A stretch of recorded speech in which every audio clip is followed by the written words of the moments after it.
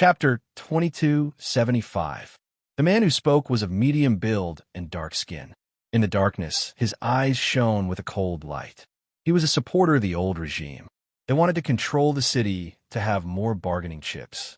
Now that the entire city was infiltrated by armed forces, they were just waiting for the order to start the war. The darkness of the night was always the best camouflage. The war to start the armed forces started as the sentry post was taken down. K7 stepped on the brakes slowly. He stared coldly at the flickering fire in front of him.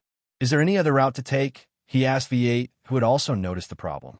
Two cars passed by them. They continued driving toward the city without noticing anything.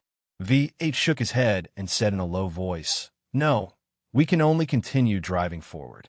There were only 3 routes to take from the port, but there was no time to go back now. Keep driving forward. Qin Xiu, who had just woken up, did not hesitate.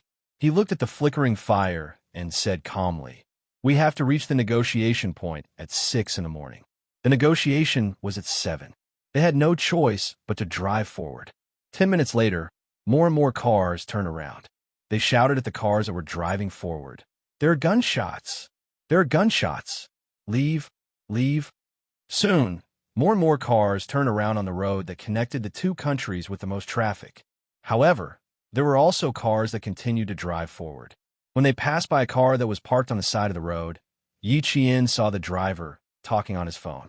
He was so excited that he did not know what to say.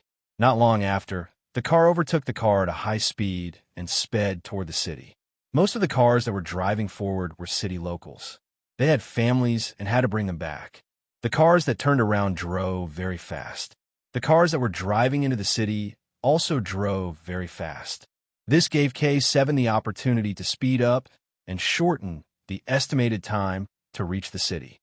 The gunshots were especially intense near the edge of the city. As a bomb landed, a huge fire rose from the center of the city with a boom. The entire city was in chaos. Countless civilians who were affected by the gunfire and artillery hurriedly packed up their clothes and rushed out of their homes with the only money they had. As for the civilians who were far away from the war zone, their eyes were wide open. Their families gathered together with their palms together, praying for the war to end quickly and for their families to be safe. Many civilians rushed out of the sentry post, not daring to stay in their hometowns any longer. Some drove their cars all the way out, but when they realized that the road was blocked, they had no choice but to abandon their cars and leave. Yi Qian and the other 3 had already abandoned the car and blended into the crowd of locals who were looking for their family members. They passed through the checkpoint and entered the city. It was too chaotic, and there were screams everywhere. There was no way to drive a car, so it was better to walk. "Qin Xiu, this way." Yi Qian held Qin Xiu's right hand tightly. V8 was leading the way in front, and K7 was covering them from behind. All she needed to do was to take care of Qin Xiu and make sure he didn't get lost. Not having a good sense of direction was indeed a big problem. If he was not careful, he would get lost. Yi Qian did not dare to be careless. She could only hold his hand tightly. It was the first time in Qin Xiu's life that he was being held by a girl. The feeling of being protected by Yi Qian struck him hard in his heart. It made him realize that the girl he loved was very determined and fearless. Right now, she was fighting to protect him. Chapter 2276. Along the way, he tried to break free from her grip several times, but she held on tightly and didn't give him a chance. In the end, he chose to give up and let her hold his hand as they quickly walked through the alleys of the city. Yi Qian was very fast. She kept a safe distance from a V8 in front of her as they rushed from the sentry post to the city. There were so many fleeing civilians and chaotic places, but the V8 was always within her line of sight. "Qin Xiu, hold on tight to my hand. Remember, you must not let go." Yi Qian was very worried about Qin Xiu. Qin Xiu's poor sense of direction had been deeply implanted in her mind. She was afraid that she would accidentally lose this ambassador who entered the war zone to negotiate despite knowing the dangers.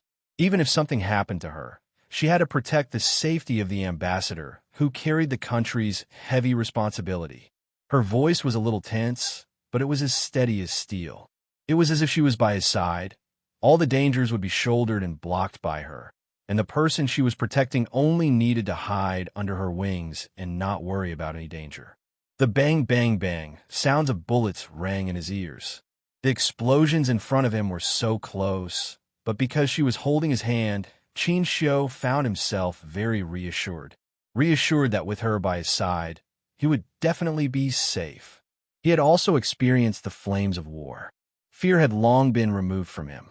As a diplomat, being fearless was also a compulsory course for them. However, with her by his side today, with her firmly holding his hand, even if the flames of war were right next to him, he felt peaceful. Be careful. Yi Qian didn't forget to remind Qin Xiu to be careful as they jumped over a broken wall that had been destroyed by artillery fire. Qin Xiu held her left hand tightly and jumped over the broken wall with his slender legs. He looked at Yi Qian with a hint of tenderness in his solemn and elegant, handsome face. Don't worry too much about me, Yi Qian. I still have the ability to protect myself. He had been kidnapped before, and now he had encountered a suicide attack. This made him, who had always been learning Sanda, even more attentive. If he really encountered a few criminals, he could still deal with them with his bare hands. All the street lights went out, and the city was shrouded in darkness. Yi Qian, who was running, turned around and smiled at Qin Xiu when he heard this. About a kilometer ahead of them, there was the sound of gunfire. Amidst the soaring sparks, Qin Xiu saw Yi Qian turn around and smile. Her eyes were like water, and there was a brilliant light in them that made his heart beat faster. Falling in love at first sight, falling in love when we meet again, I have never forgotten you. My only wish is to spend the rest of my life with you, to spend my twilight years with you. Fight in the central area. Avoid the battle zone and leave from the side of the city. V8 was like a cheetah walking in the night. There was only calmness in his eyes as he analyzed the situation at the fastest speed. Shuangla City is the territory of the Li Qin Independent Army.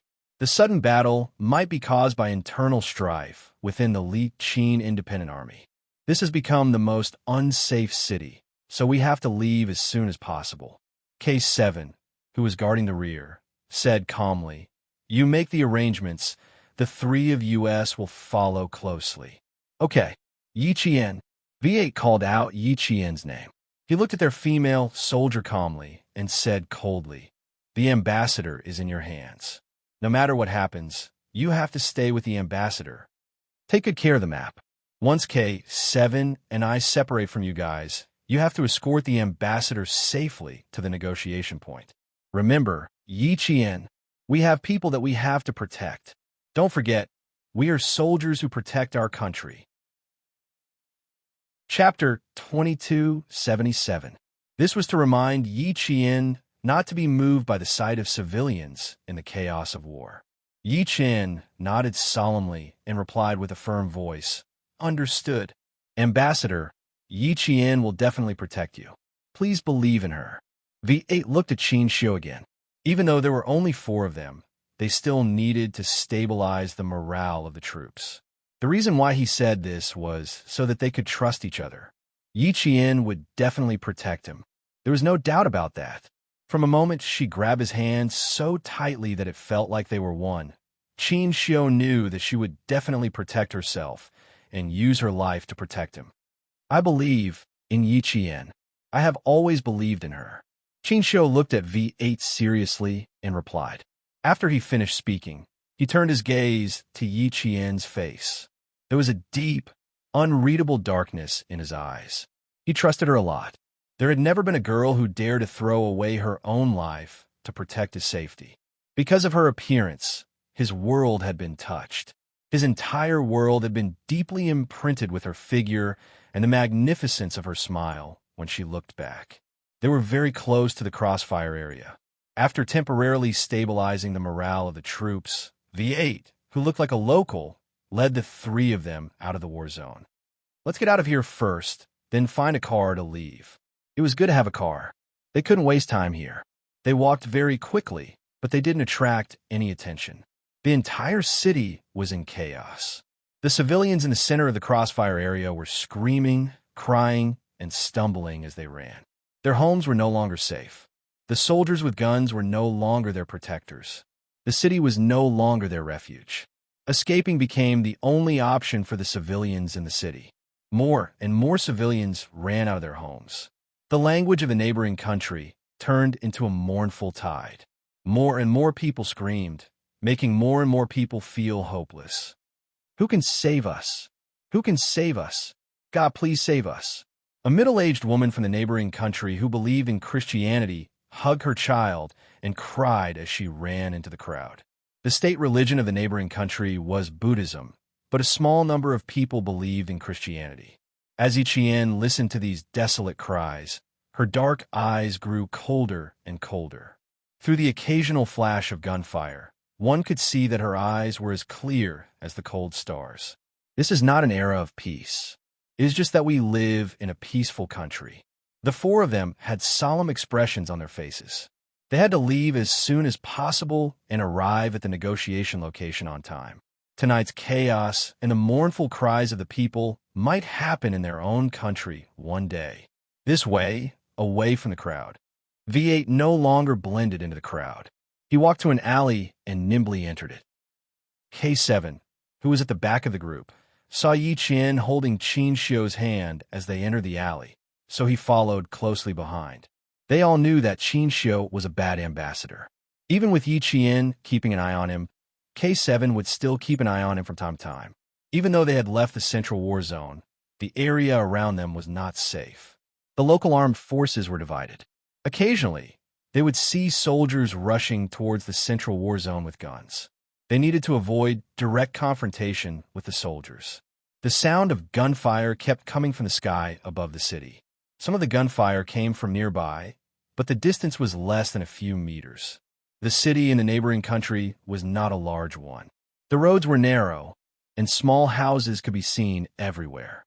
The electricity lines that looked like spider webs intertwined with each other. It was as if the whole city was covered in a net. Chapter 2278. The smell of gunpowder thickened in the air, and the sound of bullets and cannons became more intense. Rushing out of the alley, the four ran into about 10 civilians who were running for their lives. They screamed and ran toward them, and it made the four's eyes turn even colder. "This way, follow me." The alley was like a maze, and V8 was like the maze's owner, always able to find a right exit in the shortest time possible. Someone's coming. In the dark, Yi Qian heard several panicked footsteps coming from behind them. Someone had chosen the same escape route as them. Up ahead, another squad of 10 ran past the alley.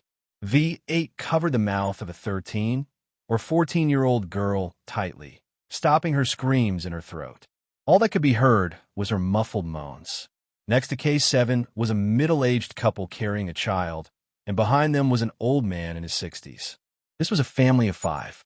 They had escaped from the center of the war and were planning to run to the child's aunt's home. "I'll let go now. You don't make a sound. If you make a sound, your parents and grandfather will be shot by the people outside. Do you understand?" V8 used the local language to communicate with the girl. On the count of 1, 2, 3, let go. The girl, whose eyes widened from fear, nodded in a panic to show that she understood. V8 let go, and she covered her mouth. In the dark, the girl's bright eyes were filled with heart-wrenching fear. She was afraid, but she was responsible for scouting the way and protecting the family. It was only then that Yi Jin noticed that the middle-aged couple, each carrying a child, were unable to walk. Their legs were crippled. "Can you take us with you? Can you take us with you?" The old man in his 60s said with a trembling voice. "If that's not possible, can you take the 3 children with you? Is that okay?" The middle-aged couple's eyes were filled with hope. They stared at the 4 people who had saved them with tears. The appearance of Yi Qian's group made them feel safe. V8 looked at the 2 children who were still in his arms. They were about 4 or 5 years old, young, and crippled. V8 sighed softly. "I'm sorry, but we can't take you with us. You'd better find a place to hide. I suggest you don't cross the city. If people run into you, they might shoot you. For your safety, you'd better find a place to hide." They had to refuse. Once they agreed, they would be a burden on their journey. They were not there to represent themselves. and they could not be heroes. The reason they were taking the risk to enter a neighboring country was because the country's border and the safety of its citizens were at stake. There was no choice. V8's answer extinguished all the hope in the eyes of the old man's family. The girl bit her lower lip and gently bowed to V8 with her palms pressed together to show that she had just saved them. It was the first time that Yi Jian had met a civilian who asked her for help during a war. She chose to put national affairs first and turned her head away to avoid making eye contact with the girl. But, at least, K7 said softly in English. He then took out his dagger and pried open the lock on the door behind him. Chapter 2279. V8 glanced at them and said to the family of 5, "Hide here for now. We'll talk again when the sun comes up. At least you're not in danger for now." Thank you, thank you." The old man was the first to express his gratitude. He was very sincere and bowed deeply to express his gratitude. This was the best arrangement for both sides. Whether the family of 5 could escape the flames of war was no longer Yi Qian's concern. They still had their own missions to complete. This small episode didn't affect them much, but it gave Yi Qian a deep understanding of the cruelty of war. He more or less understood why his country immediately sent Qin Xiu to negotiate when a neighboring country was at war. Once a neighboring country's borders were affected by a neighboring country's war, perhaps one day it would be the civilians of his country asking for help from the other country's military. V8 walked at the front like a swimming dragon, silently brushing past the danger zone. He managed to avoid the local militants who went to provide support several times. 800 meters to our destination. We'll see it after passing through the alley. V8, with his back pressed against the wall, exhaled a mouthful of foul smoke. There had been a firefight here not long ago. The smell of smoke and blood lingered in the air. They needed to go to a school. After passing through the school, they would reach the nearest street to leave the city. Yi Qian had already loaded his gun and was ready to fire at any moment. Her hand was tightly gripping Qin Xiu's hand and didn't let go for even a second. The 4 people hiding in the dark passed through 2 alleys. The school was right in front of them. The main entrance is guarded. Go around and climb over the wall. V8 saw several armed soldiers standing at the school's main entrance. His eyes darkened as he quickly retreated. The school has been taken over. I'm afraid the city is completely divided. We need to leave as soon as possible. The city was divided. Some people supported the reactionary old regime, while others supported the current ruling party. Once Qin Xiu's whereabouts were exposed, he would most likely become a target. Qin Xiu rarely spoke. At times like this, he only needed to follow the soldiers who protected him with their lives. The only thing he could do was make sure nothing happened to him. They couldn't pass through the school's main entrance. They had to climb over the wall. V8 was very familiar with the school. He went around the main entrance and arrived at the wall on the left. He bent his knees slightly and placed them on top of each other. He signaled Yi Qian to go first. Step on my shoulder and climb over the wall. K7 was in charge of being on guard. His eyes were sharp as he looked around. Yi Jian nodded and let go of Qin Xiu's hand. She ran up and stepped on V8's palms. As V8 lifted his hands, she quickly climbed up the wall. She leaned against the wall and gestured for Qin Xiu to come up. After all, Qin Xiu was a man.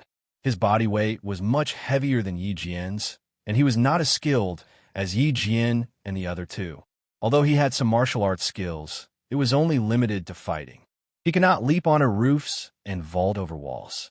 Seeing that Yi Jian was as light as a swallow and only needed to run up to nimbly flip over the wall, he took a deep breath. He could only step on the V8's knee and extend his hand to Yi Jian. With V8 and K7's help, Qin Xiu successfully climbed over the wall. News of the city's internal strife quickly spread back to China. The atmosphere at the border became even more tense. More troops were sent to the border and heavy weapons were mobilized. The military issued a military order overnight. They ordered more troops to be sent to the border just in case. Send 1 armored regiment and 2 infantry regiments to the northern border for a drill. Increase the number of troops at the border. Evacuate all citizens 30 kilometers away from the border. Chapter 2280. Report. The local ethnic militants have split. Our ambassador and 3 accompanying people have called. They have driven out of the civil strife city. Good. Keep in touch with the ambassador at all times. Hearing the news, the deputy commander of the Yun province military region relaxed a little. Now the neighboring country was in chaos, and several cities had become the focus of the war. It was always the civilians who suffered in the civil strife. The sound of gunfire scared them, and the sound of gunfire scared them even more. The unarmed civilians didn't dare to stay. They had to leave if they didn't want to leave their homes. There was still a faint smell of blood in the car, which couldn't be washed away even if they washed it several times. This was the smell of blood left by the car owner who was killed by a stray bullet. Qin Xiu sat upright with his thin lips tightly pursed. His initial elegance was gone, replaced by coldness and sharpness. Please speed up. We need to get to the negotiation point in advance. The civil strife in the neighboring country was deeper than imagined. The split of the ethnic militants in the city meant that the old government had instigated the ethnic militants. Once the war broke out, the border of our country would definitely be in chaos. Instigated without warning. It was not only the power of the old government and the anti-militants, but also the support from the outside. Qin Xiu had quickly adjusted the negotiation plan in his mind. He had to express his determination to defend the country's territory and protect the safety of our citizens with an absolute position and a strong attitude. Morgenthau talked about diplomacy in the book Politics Between Countries, Power Struggle, and Peace. He pointed out that diplomacy was the art of persuasion, compromise, and using coercive force. He wouldn't compromise this time, only coercive force. Moreover, he was going to negotiate instead of talk. The difference between the two was like heaven and earth. Negotiation had a very obvious purpose. He had to fight for every benefit for his country. Talk was like a chat in a tea room. No matter the result or other gains, the whole process was to understand and find out what other people thought. The former was clear, while the latter was vague. Halfway through, the Ministry of Foreign Affairs called and once again clarified the purpose of the negotiation. This is a political negotiation, which involves the homeland security of our country and the safety of our citizens. We hope that the neighboring countries can sit down and negotiate with each other first to achieve mutual understanding and understanding. Our country doesn't participate in the politics of other countries, so we will always adhere to the idea of peace. The neighboring countries must fight with each other and ensure the peace of our borders. If you disturb the peace of our borders, our country will take necessary protective measures when necessary. When the Minister of Foreign Affairs said this, Qin Xiu turned on the speakerphone, the only phone that could be used to communicate with China, so that the 3 people in the car could hear it clearly. Qin Xiu was in charge of the whole negotiation, and the 3 of them swore to protect Qin Xiu with their lives. At 2 o'clock in the morning, the car with bullet holes on the door finally arrived at the negotiation location on time. Someone had already come to pick them up. Yi Qian saw another familiar comrade. J5.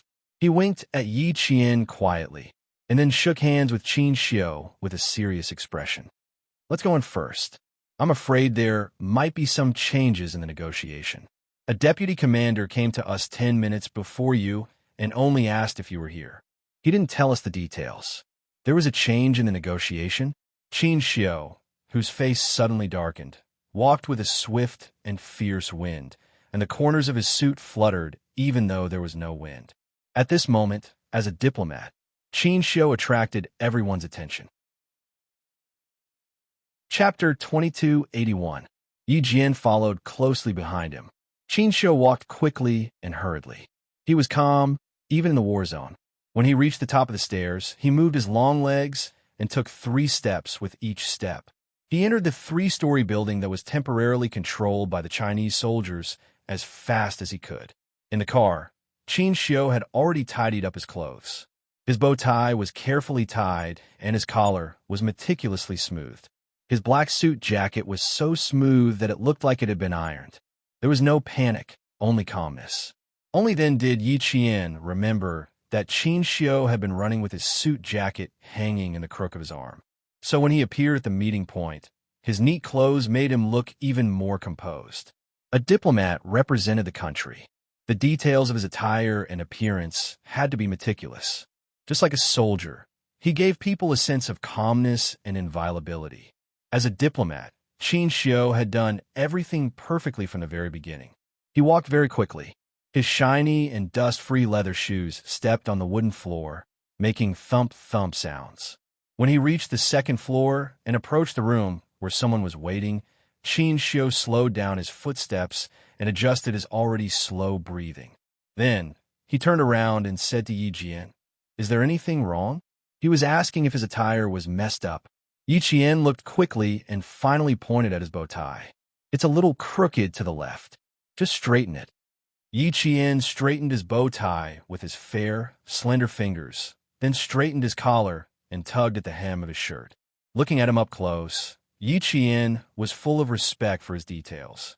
Qin Xiu was able to become the youngest diplomat in the Ministry of Foreign Affairs not by luck, but by his own ability. The elegant and gentle Qin Xiu straightened his clothes. As his expression became more serious, his eyes darkened. Even his gentle and elegant temperament had changed greatly. He was fierce, calm, and orderly. This was a qualified and excellent diplomat from our country. We don't all have to go in together.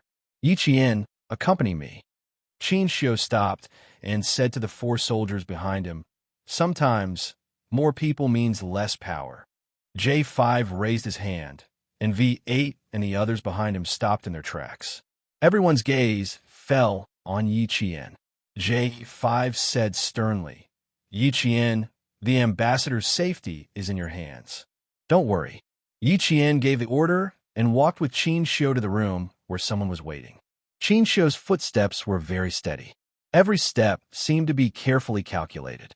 The distance was surprisingly consistent, and the rhythm of his steps was very strong. Just by listening to his voice, one could feel that he was a mature and steady man with a deep mind. "I'll open the door." When they were about to reach the door, Qin Xiu said gently. The fierceness in the corner of his eyes faded a little as he looked at Yi Jian, revealing his gentleness. "Come in after me." This was when Qin Xiu was in charge, and Yi Jian obeyed him the whole time. When he knocked on the door, Yi Jian, who was paying attention, saw him raise his hand. The gentleness that he had when he spoke to him disappeared instantly, and only coldness remained. The door opened immediately. It was obvious how anxious the person waiting inside was. Inside was a middle-aged man in a khaki military uniform. When he saw Qin Xiu standing at the door, the anxious middle-aged man's eyes lit up. "You're the ambassador sent by China, right?" He spoke fluent Mandarin and was the deputy commander of the Democratic Alliance Army in the 2nd Special District of the neighboring country. "I've received news that the old regime has no intention of negotiating. Mr. Ambassador, for your safety, the commander and I suggest canceling the negotiation at 7 in the morning." This news was undoubtedly a bomb dropped on the already turbulent waters. Chapter 2282. Qin Xiu sat down without a trace of emotion in his eyes. He calmly sat down and looked at the deputy commander of the Alliance Army. He smiled and said, "Sir, can you tell me how you found out about the old regime?" He didn't panic and held the right to ask questions from the beginning. The deputy commander glanced at Yi Jian. Before he said anything, Qin Xiu understood. "You can rest assured that no one will know what you say tonight. The new ruling party doesn't want to expand the war. They found out that there are forces supporting them behind the old regime.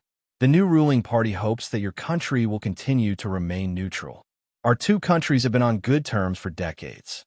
The leader of the new regime hopes that our 2 countries can maintain friendly relations." The deputy commander spoke very sincerely, but Yi Jian secretly clenched his fists. "Continue to remain neutral? Does this mean that the neighboring country hopes that our country can tolerate it even if it endangers our country's territory? They hope that our 2 countries can maintain friendly relations. This is a threat.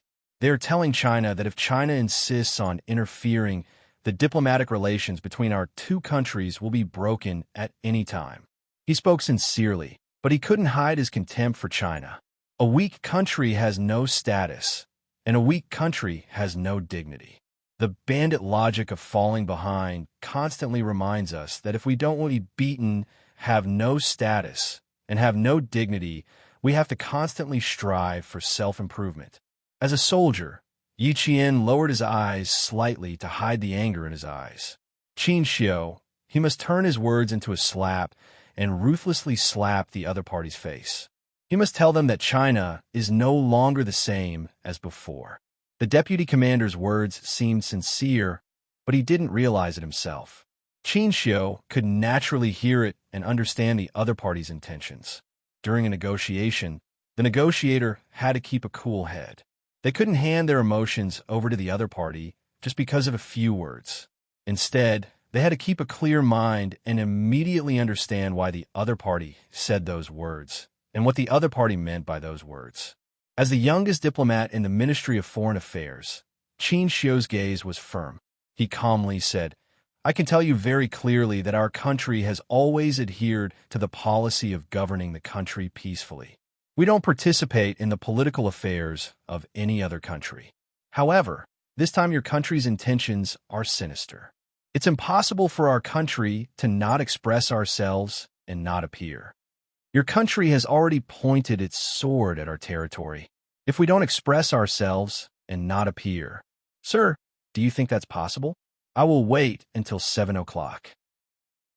If the negotiators from the old regime and the new regime don't appear, I will immediately convey your country's attitude to the Ministry of Foreign Affairs, Ministry of National Defense, and the military. At the same time, all ports and ports will be closed and completely. This is our country's attitude, according to the original schedule, 7.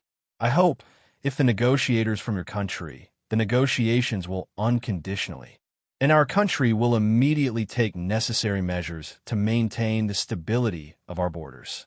The Deputy Commander of the 2nd Special Administrative Region Deputy of the 2nd Special Administrative Region of the 2nd Special Administrative Regions.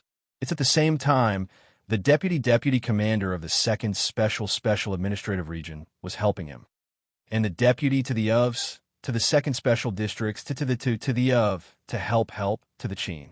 Ts have S's. Twos to negotiate Zionists. The domineering Qin Xiu's every word had a certain degree of intimidation, but he did not suppress it all the way. Instead, he first asked questions with the other party's attitude. While expressing their country's position, he did not forget to tell the deputy commander that their country's position was to protect their homeland from being invaded. Chapter 2283. Maintaining a good relationship with your negotiating partner was a key point in diplomatic negotiations. The deputy commander raised his hand to wipe the sweat off his forehead. In his heart, he was cursing the old regime. However, he also felt that it was not appropriate for him to come here. There was no way he could convince the Chinese ambassador to turn a blind eye to the flames of war in his country. Before he left, one of the leaders of the new regime had told him in a very disdainful tone, "China has always been weak. As long as our attitude is firm, they will endure unconditionally like before. You can tell him directly that our artillery might accidentally land in China's territory, but we didn't mean to offend them. Please remind the Chinese side to evacuate the Chinese residents at the border who might be affected by the artillery to a safe area. China has always been the weak side in diplomacy. Just take the attack on the residents last year as an accidental explosion to resolve such a major incident. As for China, no matter how angry they are, they can only suppress the anger in their heart. China insists on governing the country peacefully. We don't want the two countries to go to war, and we don't want to go back to the era where we can't even fill our stomachs. In the face of artillery fire that accidentally entered our territory, China can only choose to endure now." The deputy commander thought of the leader's words and cursed him countless times in his heart. What do you mean China will be the same as before? T. Influenced, he also thought this way before he came.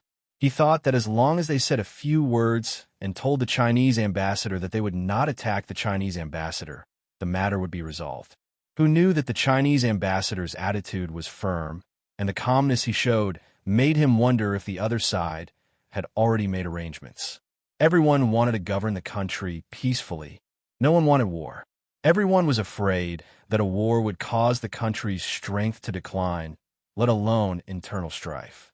Once other countries suddenly interfered, then it would no longer be internal strife within the country, but internal and external troubles. The Chinese side's strength made the deputy commander know that the leaders of the new regime's plan had failed. It was impossible to move the fire of war outward and protect the city from destruction. This was a whimsical idea. Ambassador, we are indeed very sincere. We just hope that the Chinese side will continue to maintain the original attitude of watching. We really don't need any special expressions from the Chinese side. The deputy commander of the 2nd SAR, who also came with a heavy responsibility, couldn't help but lower his posture a little. Our 2nd SAR has always been pro-China. That's why I risked being assassinated by the old regime tonight to communicate with the Chinese side in advance. I hope that the Chinese side can consider our proposal. Consider our proposal? The corners of Qin Shio's mouth lifted slightly, revealing a faint smile. The color of his black eyes deepened with the faint smile, almost turning dark and containing a bit of sharpness. Your country has chosen to go against the flow, but you still want our country to continue to abide by the peace treaty. Your Excellency, there is a saying in our country, only the state officials are allowed to set fires, but the common people are not allowed to light lamps, which can be used to describe your country's current actions.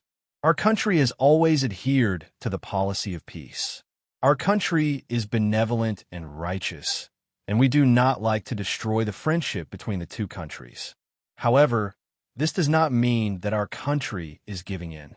Please do not take our attitude as giving in. The flames of war have already risen and spread to the borders of our country. Continuing to maintain the original attitude of watching is just your country's imagination. The sanctity of our country cannot be violated. This is our country's only attitude. It's getting late. Deputy Commander, you should go back as soon as possible and truthfully convey our attitude to your country's leaders. Chapter 2284. Qin Shio stood up with a smile in his eyes. His posture was stern, but he still had the demeanor of a great country. He was sending the guests off. The deputy commander left quickly. He had to convey China's attitude to all the leaders of the new government immediately. He had to tell them that China's attitude this time was strong and that they had come prepared. The room was very quiet. Qin Shio had been sitting quietly in his original position. Yi Qian, who was sitting on his left, did not disturb him. Instead, he sat quietly with him. She was deeply shocked by Qin Shio's diplomatic talk. Qin Shio represented the country's gateway. The strength he displayed was very good at upholding China's dignity. Yi Qian felt very proud to have such a diplomat. Although he didn't know much about diplomacy, he could tell that the deputy commander wanted to take the initiative. In the end, Qin Shio quietly took the initiative and emphasized that the negotiation time would be at 7 o'clock. This meant that he had grasped the time limit in his hands. It was just the beginning. She could already foresee how serious the negotiation would be at 7 o'clock p.m. sharp. After about 5 minutes, Qin Shio, who was sitting quietly, looked up and calmly looked at Yi Qian. Yi Qian, please ask the soldiers outside to come in. We have some things to discuss. There was indeed a change in the negotiation at 7 o'clock p.m. The new government and the old government seemed to have reached a consensus. However, the deputy commander of the 2nd Special Administrative Region suddenly came in, indicating that there were internal differences within the new government. If there were internal differences, it would undoubtedly damage the authority of the negotiators. This was beneficial to China. The 5 minutes of silence allowed Qin Shio to analyze the negotiation situation in more detail. When J5 and the others came in, Qin Shio spoke of his arrangements with a sharp gaze. It's very likely that the old government will not arrive on time. I need to contact the military now and leak some information about our current arrangements at the border. What he meant was to put pressure on the borders of neighboring countries to let the old government, new government, and National Armed Forces know China's attitude. J5 nodded. I'll contact the military immediately. I will arrive at the negotiation location 10 minutes in advance to show my sincerity and respect to the negotiators. At 7 o'clock p.m. sharp, if any negotiator does not arrive on time, I will leave immediately. As an ambassador, I represent the country. In such a serious situation, even if the other party is late by even a minute, it means that they have lost respect for our country. And my early departure is likely to indirectly promote the struggle between the old regime and the new regime. When dragons and tigers fight, one is bound to be injured. If the momentum is too great, it will definitely harm the innocent. Everyone, my departure will put you in a dangerous position. Qin Xiu told them everything he could think of and what might happen, so that all the soldiers in the room would feel confident. Ambassador, you don't have to worry too much. Before we came here, we already knew that the situation was dangerous. Everything you do represents the dignity of our country. As soldiers, we have to fight for the dignity of our country. J5's words were cold and heavy, revealing a fearless military might, telling Qin Xiu of their determination. No matter what happens next, we must always remember the mission and responsibility that we shoulder. Qin Xiu smiled slowly. Look, these are the soldiers of our country. It was because of them that he had the strength to face the negotiators of the neighboring countries. With them, he could be fearless. What Qin Xiu did not know was that these soldiers he faced had another important mission. The military learned that the old government was supported by a certain country in America, and this country secretly sent someone to contact the old government in the neighboring countries. J5 was responsible for assassinating this person directly. Chapter 2285. J5 and K7 looked at each other and knew that they could begin their mission now. They could tell from Qin Xiu's words that the negotiation would not go smoothly at 7 o'clock in the morning. China did not interfere with the politics of other countries. Similarly, they would not allow anyone to destroy the peace of China. Since it was all done in secret, then let's do it in secret. Soon, the news of the deployment of additional troops at the border of China spread. There were also a few blurry photos of armored weapons and new missiles that were half-covered. The photos were released at 6:40 a.m. The military media had not reported it yet, but the old government, the new government, and the armed forces of various ethnic groups already had these photos. In the building occupied by the old government, a group of people sat around a large conference table with cold expressions and gloomy eyes. One of the leaders sitting at the head of the table had a dark expression on his face. He threw a few photos on the table and said angrily, "What do you think is our attitude? Do you see it? New missiles, armored weapons, they're all here. What else do you have to say? In Chinese terms, you're a group of frogs in a well. China is weak, can only endure, can only swallow this humiliation. Do you see it? These are the surface-to-air missiles that China used during last year's celebration. If a few missiles come, you will all be finished. China says it is a drill. Do you believe that this is a drill? Missiles, tanks, armored weapons, 3 regiments, thousands of people suddenly appeared in a drill. Do you think this is a drill?" The leader was so angry that he slammed the table. The people sitting below all held their breaths and endured the anger silently. The ambassador sent by China told the new government that if he does not see any negotiators at 7 o'clock sharp, he will leave on time. "Commander-in-Chief, why don't we wait a little longer? If the Chinese ambassador does not leave at 7 o'clock sharp, we can send someone over immediately." "That's right, Commander-in-Chief. The Chinese ambassador and the others are used to waiting. Since they're used to waiting, let them wait a little longer this time. They want to use a drill to intimidate us."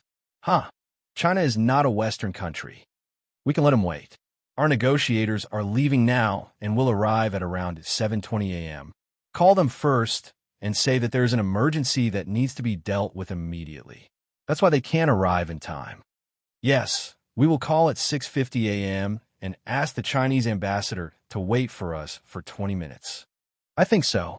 Something came up at the last minute, so we called in advance to explain the importance we attach to this negotiation and our respect for China. At 6:50 p.m., Qin Xiu arrived at the negotiation site. At 6:51 p.m., Old Zheng called, saying that there was an urgent matter that needed to be dealt with. He hoped that the Chinese ambassador would understand. He asked the Chinese ambassador to wait for 20 minutes. They would arrive at 7:20 p.m. on time. The call from the old regime made the negotiators of the New Deal and the National Armed Forces heave a sigh of relief. It wasn't that the negotiators of the old regime didn't want to come, but something came up at the last minute and couldn't arrive on time. "I'm very sorry, Ambassador. Please wait for another 20 minutes. The negotiators from the old regime will definitely arrive. We are very grateful for the Chinese side's understanding and support. We hope that the Chinese side can forgive us for this hurried meeting. Sometimes, there are some things that can't be avoided. We can only do our best." The negotiators of the old government did not arrive on time. The negotiators of the two sides had already expressed their goodwill to Qin Xiu and China, hoping that China would continue to support the neighboring countries and jointly maintain the stability of the border between the two countries. Chapter 2286. Before the official time, Yi Qian, who had come in with him, knew that the informal negotiations had already begun. They were facing a pincer attack from two foreign ambassadors from two neighboring countries. They were trying to make things difficult for Qin Xiu by saying that the two countries should work together for peaceful development. They were even trying to use peace to force Qin Xiu to agree with them before he even entered the formal negotiations. Yi Qian's expression was calm, but there was anger under it. Now that Yi Qian was facing difficulties, especially those who were trying to make things difficult for him, the more difficult it was for Yi Qian. His expression was as calm as a mirror, without the slightest ripple. Right now, this was Qin Xiu's home ground. She was only there to ensure his safety. It was up to Qin Xiu to deal with the difficulties of the foreign negotiators. For some reason, Qin Xiu's behavior outside seemed to have reassured everyone. J5 and K7, who were guarding outside, were not worried at all. Yi Qian and V8, who were accompanying him inside, were not nervous at all. They believed that Qin Xiu could handle everything well. Since the Ministry of Foreign Affairs had only sent Qin Xiu, and only the youngest ambassador in the entire Ministry of Foreign Affairs, wasn't this a strong declaration to the outside world? There is no need to send an experienced ambassador. Our country's young ambassador could fight a group of heroes. Qin Xiu could indeed fight a group of heroes. Right now, he was no longer an individual, but an ambassador representing his country. He was facing the two foreign ambassadors from neighboring countries who had yet to officially start using sincerity to hide their arrogance. His gentleness when he sat down was swept away. He stared at the two people across from him with a sharp gaze. His polite tone was firm.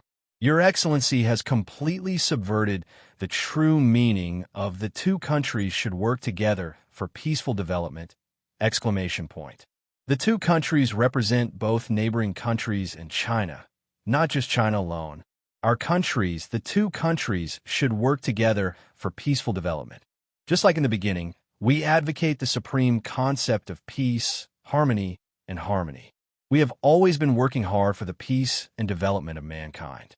As Your Excellency said, when faced with your artillery fire that has landed on our territory, do we still need to understand and support you? Your Excellency, working together for the peaceful development of the two countries means that the two countries can only achieve peace if they work together. In the face of your country's invasion of our territory, your country's meaning is that if we don't express our understanding and support, it will be a breach of peace. Your country's bandit logic has really opened my eyes. Her clear and elegant voice was loud and clear. Facing Lin Guocheng, who was deliberately making things difficult for her on the surface, she directly replied, "Our country advocates peace, but we will never tolerate the invasion of our territory." Yi Qian gently loosened his clenched fists under the table. The intentions of the two diplomats from the neighboring countries were extremely sinister.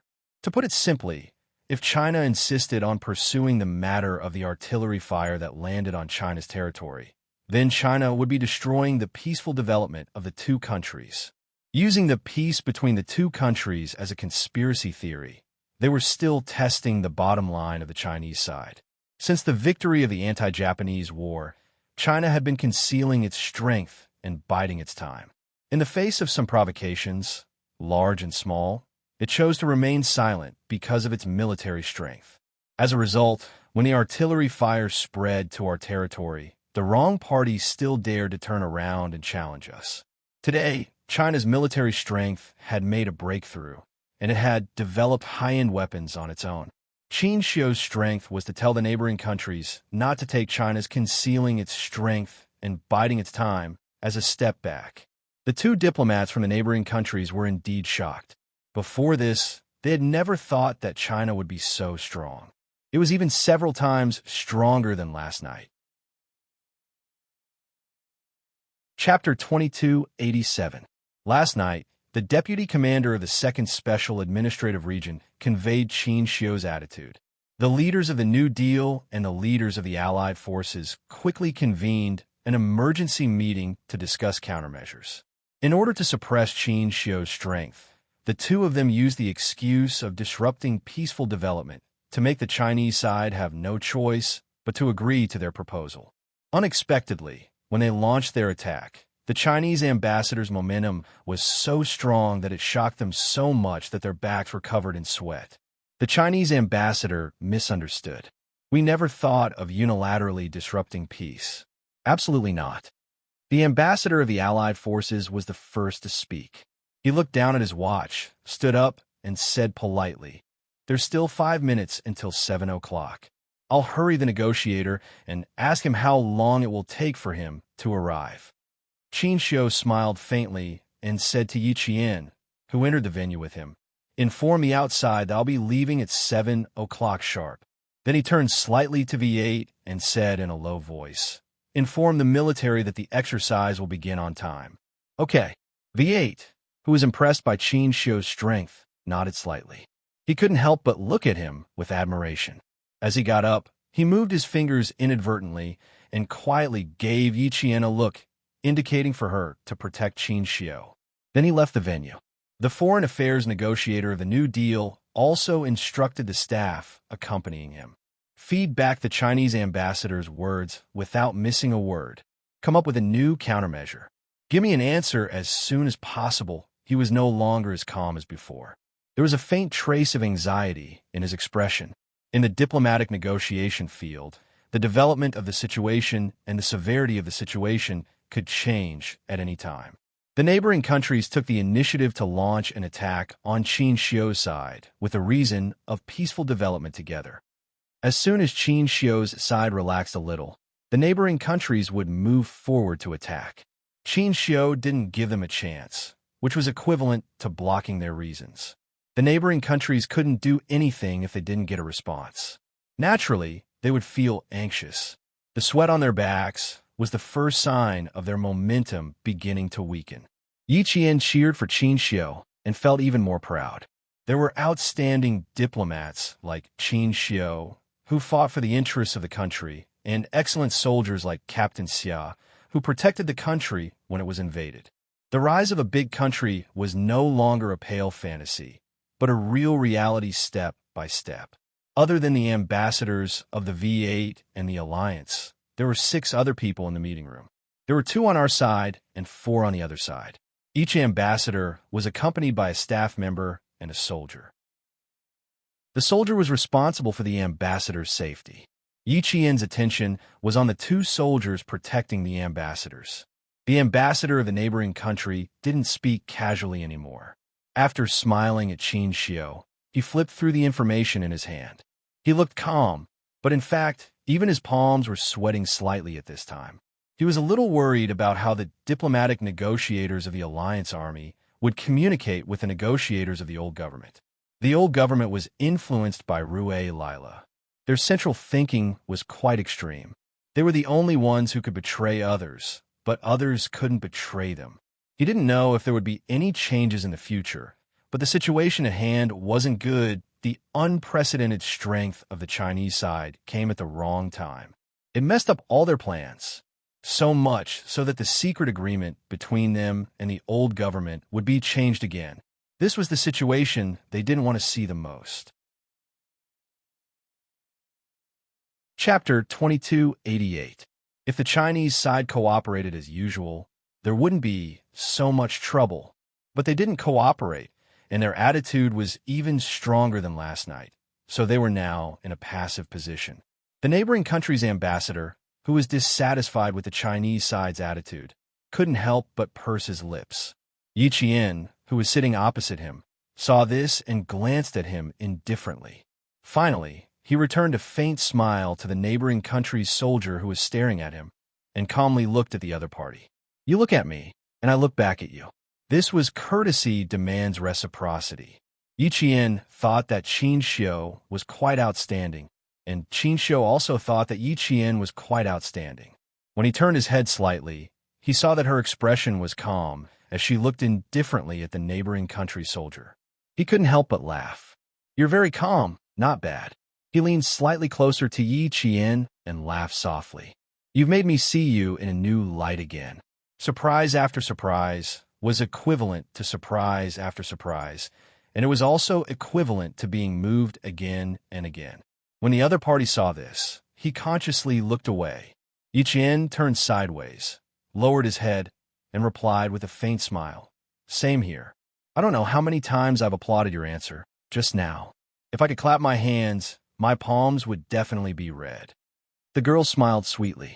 Her lips were as red as cherry blossoms, which contrasted with her fair skin and rosy skin. She was like a ripe fruit, tempting people to take a bite to see if there was too much juice or too much sweetness inside. It wasn't time for formal negotiations yet, so Qin Xiu, who was appropriately relaxed, calmly hid the darkness in his eyes. When he suddenly smelled a faint fragrance, he realized that as Yi Qian leaned over and lowered his head, the two of them were very close to each other. They were so close that her soft hair brushed against his forehead. That faint, soft touch caused Qin Xiu's eyelids to droop a little. After hiding everything well, he smiled faintly and said, It seems that you quite admire me now. If he said this outside, it would be a bit ambiguous, but at this time, it was as if he needed to be acknowledged. Yi Qian nodded and looked sincerely at the outstanding diplomat in front of him. Everyone admires you, including me. You stepped forward and defended the dignity of our country. You too, Yi Qian. Qin Xiu answered with a smile as he put some distance between them. He couldn't do anything inappropriate in an inappropriate situation. Although the delicate fragrance was tempting, it was not worth mentioning compared to national affairs. Outside, the diplomatic negotiator sent by the alliance was trying to suppress his anger as he spoke to the negotiator sent by the old regime. Where the hell are you now? The Chinese ambassador won't budge an inch, and the time will be completely according to the agreed 7 o'clock. Your delay is the most foolish behavior. There are still 2 minutes left before 7 o'clock. If you don't show up immediately, you don't have to come again. No one will wait for you here. You will also pay the price for your foolish actions. The old regime's diplomatic negotiations were still in the car.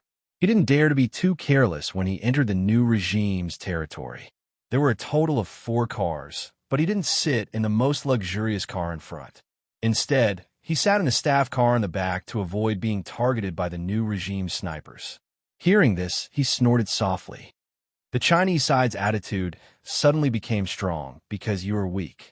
Do you still need to be afraid of a country that doesn't dare to do anything? Peace, peace. Tell the Chinese side that they hope for peace between the two countries. It's best to cooperate. Chapter 2289. There was nothing to be afraid of. Commander Ruolila had the support of Western hegemonic countries behind him. There was no need to be afraid of a country that didn't even have much international standing. Moreover, it was the new government that was in charge of foreign affairs. If anything happened, the new government would be responsible for it. It had nothing to do with Commander Ruolila. Was the Chinese really not going to cooperate? With Commander Ruolila's methods, the Chinese ambassador wouldn't be able to leave easily. The old regime's diplomatic negotiator's indifference made the alliance's diplomatic negotiator very angry. There's 1 minute left until 7. If you don't show up, this negotiation will be terminated. If Commander Ruolila doesn't terminate the negotiation, no one will. Tell the Chinese ambassador that I'll be there at 7:20. Since you want to cooperate with the old regime, now is the time to show your sincerity." The old regime's diplomatic negotiator was firm in his words. After he finished speaking, he unilaterally ended the communication. The alliance's diplomatic negotiator was offended. His face turned green and white. There was obvious anger in his eyes. Seeing that there was less than a minute left, he could only jog back to the meeting. There were 40 seconds left until 7. J5 looked down at the change in the time and maintained contact with China. "No one from Commander Rulila's side has appeared. Our military exercise," the countdown began. 10, 9, 8, 7, 6, 5, 4, 3, 2. J5's deep voice suddenly sounded like a sharp sword being unsheathed. With a murderous aura, he said, "Begin the exercise." At 7 o'clock sharp, if either side of the negotiation didn't show up on time, the Chinese military exercise would coordinate with Qin Shio's time and immediately begin the large firepower mountain attack exercise. China had always been benevolent, especially in the international community. It would never do anything that would endanger the friendship between the two countries. China had always abided by international treaties and never violated the terms of the treaties. It had always prohibited everything and worked hard to promote world peace and development. Then, the neighboring countries and even other countries interpreted China's attitude as forbearance, concession, and cowardice.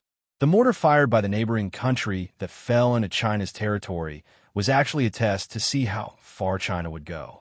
Qin Shio wouldn't allow the neighboring countries to continue testing. China wouldn't allow this kind of testing with contempt.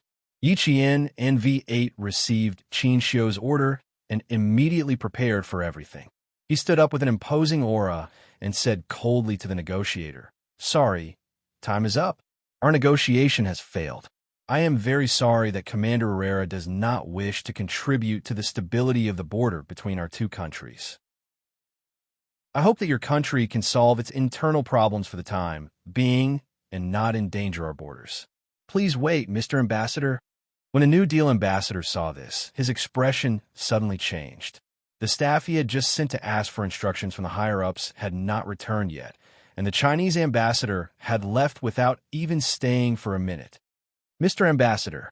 The ambassador of the Alliance Army pushed the door open and entered. He suppressed his anger and said sincerely, "Mr. Ambassador, please wait for another 20 minutes. The representative sent by Commander Rila will be here soon. Mr. Ambassador, please wait for another 20 minutes. Why don't we go to the banquet room and have a glass of champagne first?" When the two sides saw that Qin Shio really stood up and left, the negotiators of the new policy couldn't help but stand up. They didn't expect that the Chinese side would suddenly stop making concessions and become so aggressive. For a moment, they panicked. One of them walked around the conference table and hurried over, while the other stood at the door, trying to persuade Qin Shio to stay. Chapter 2290. The two soldiers who were in charge of protecting the neighboring country's negotiations strode over and stared at Qin Shio. They were very rude. The rudeness of the neighboring country's soldiers made Yi Qian's eyes darken. She stepped out from behind Qin Shio and swept away her previous calmness. Her dark eyes were filled with a murderous aura. Her gaze was like a bullet as it swept straight towards the two soldiers who were rude to Qin Shio. She didn't walk in front of Qin Shio, but stood side by side with him. She didn't block Qin Shio's fierce aura and also let the other party know that she wasn't an ordinary staff member. The two neighboring countries' soldiers probably didn't expect that the Chinese woman who had been silent all this time, who looked delicate and didn't even have a sense of existence, would suddenly have a big change in her aura. She was like a general who had returned from the battlefield bathed in blood. The bloody and murderous aura made the two neighboring countries' soldiers' pupils contract slightly. They ignored this Chinese woman. She wasn't an accompanying staff member at all, but a Chinese female soldier. Moreover, she was a Chinese female soldier whose hands were stained with human lives. Her gaze was like a bullet passing by, bringing with it a sharpness that made the cerebral cortex tense. The two neighboring countries' soldiers' right hands couldn't help but slowly reach for their waists. Yi Qian said to Qin Shio, "You go first." They are outside. V8 went out and didn't come in. He was standing at the door to support Qin Xiu. When he got up, his fingers moved inadvertently. This was a secret gesture to Yi Qian, indicating that he was in charge of the outside, and she was in charge of the inside. Hearing her words, Qin Xiu didn't seem to notice the sudden hostile atmosphere in front of him. He nodded indifferently and calmly walked towards the door. Qin Xiu had already shown the neighboring country's ambassador the strength that couldn't be offended. At this time, Qin Xiu's indifferent gaze swept over, emitting a sense of oppression that made the Alliance Army's negotiation ambassador, who was blocking the door, a little tense. "Mr. Ambassador, you'd better." Seeing that Qin Xiu was about to walk out of the door, the ambassador of the Alliance Army was unwilling to give up and wanted to persuade him to stop again. However, Qin Xiu, whose handsome face was cold, walked past him without even looking at him. When the New Deal ambassador saw that there was no way to stop Qin Xiu from leaving, he couldn't help but chase after him anxiously. Yi Qian stopped him and said politely, "Your Excellency, please wait. This is not a problem with our country. It's just that some people are not cooperating. Our ambassador's intentions are very clear. He hopes that your country can resolve its internal problems for the time being and not endanger our borders." With Yi Qian blocking the way, the V8 escorted Qin Xiu out. Yi Qian's appearance made the two soldiers from the neighboring country tense up instantly. Their right hands were already touching their waists, as if they were going to pull out their guns and force them to stay in the next second. For a second, the ambassador from a neighboring country's new government did have such an idea in his mind, but he suppressed it, because it was not a small matter to pull out their guns and force an ambassador to stay.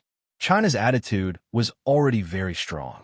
If they still forced the Chinese ambassador to stay, a few surface-to-air missiles would land on them.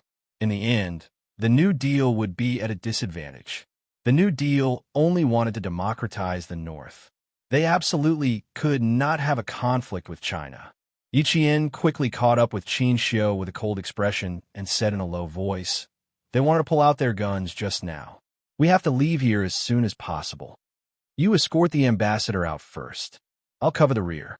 The V8 immediately arranged and stayed a few steps behind in case something unexpected happened. He could stall for time for Yi Qian and Qin Xiu to leave.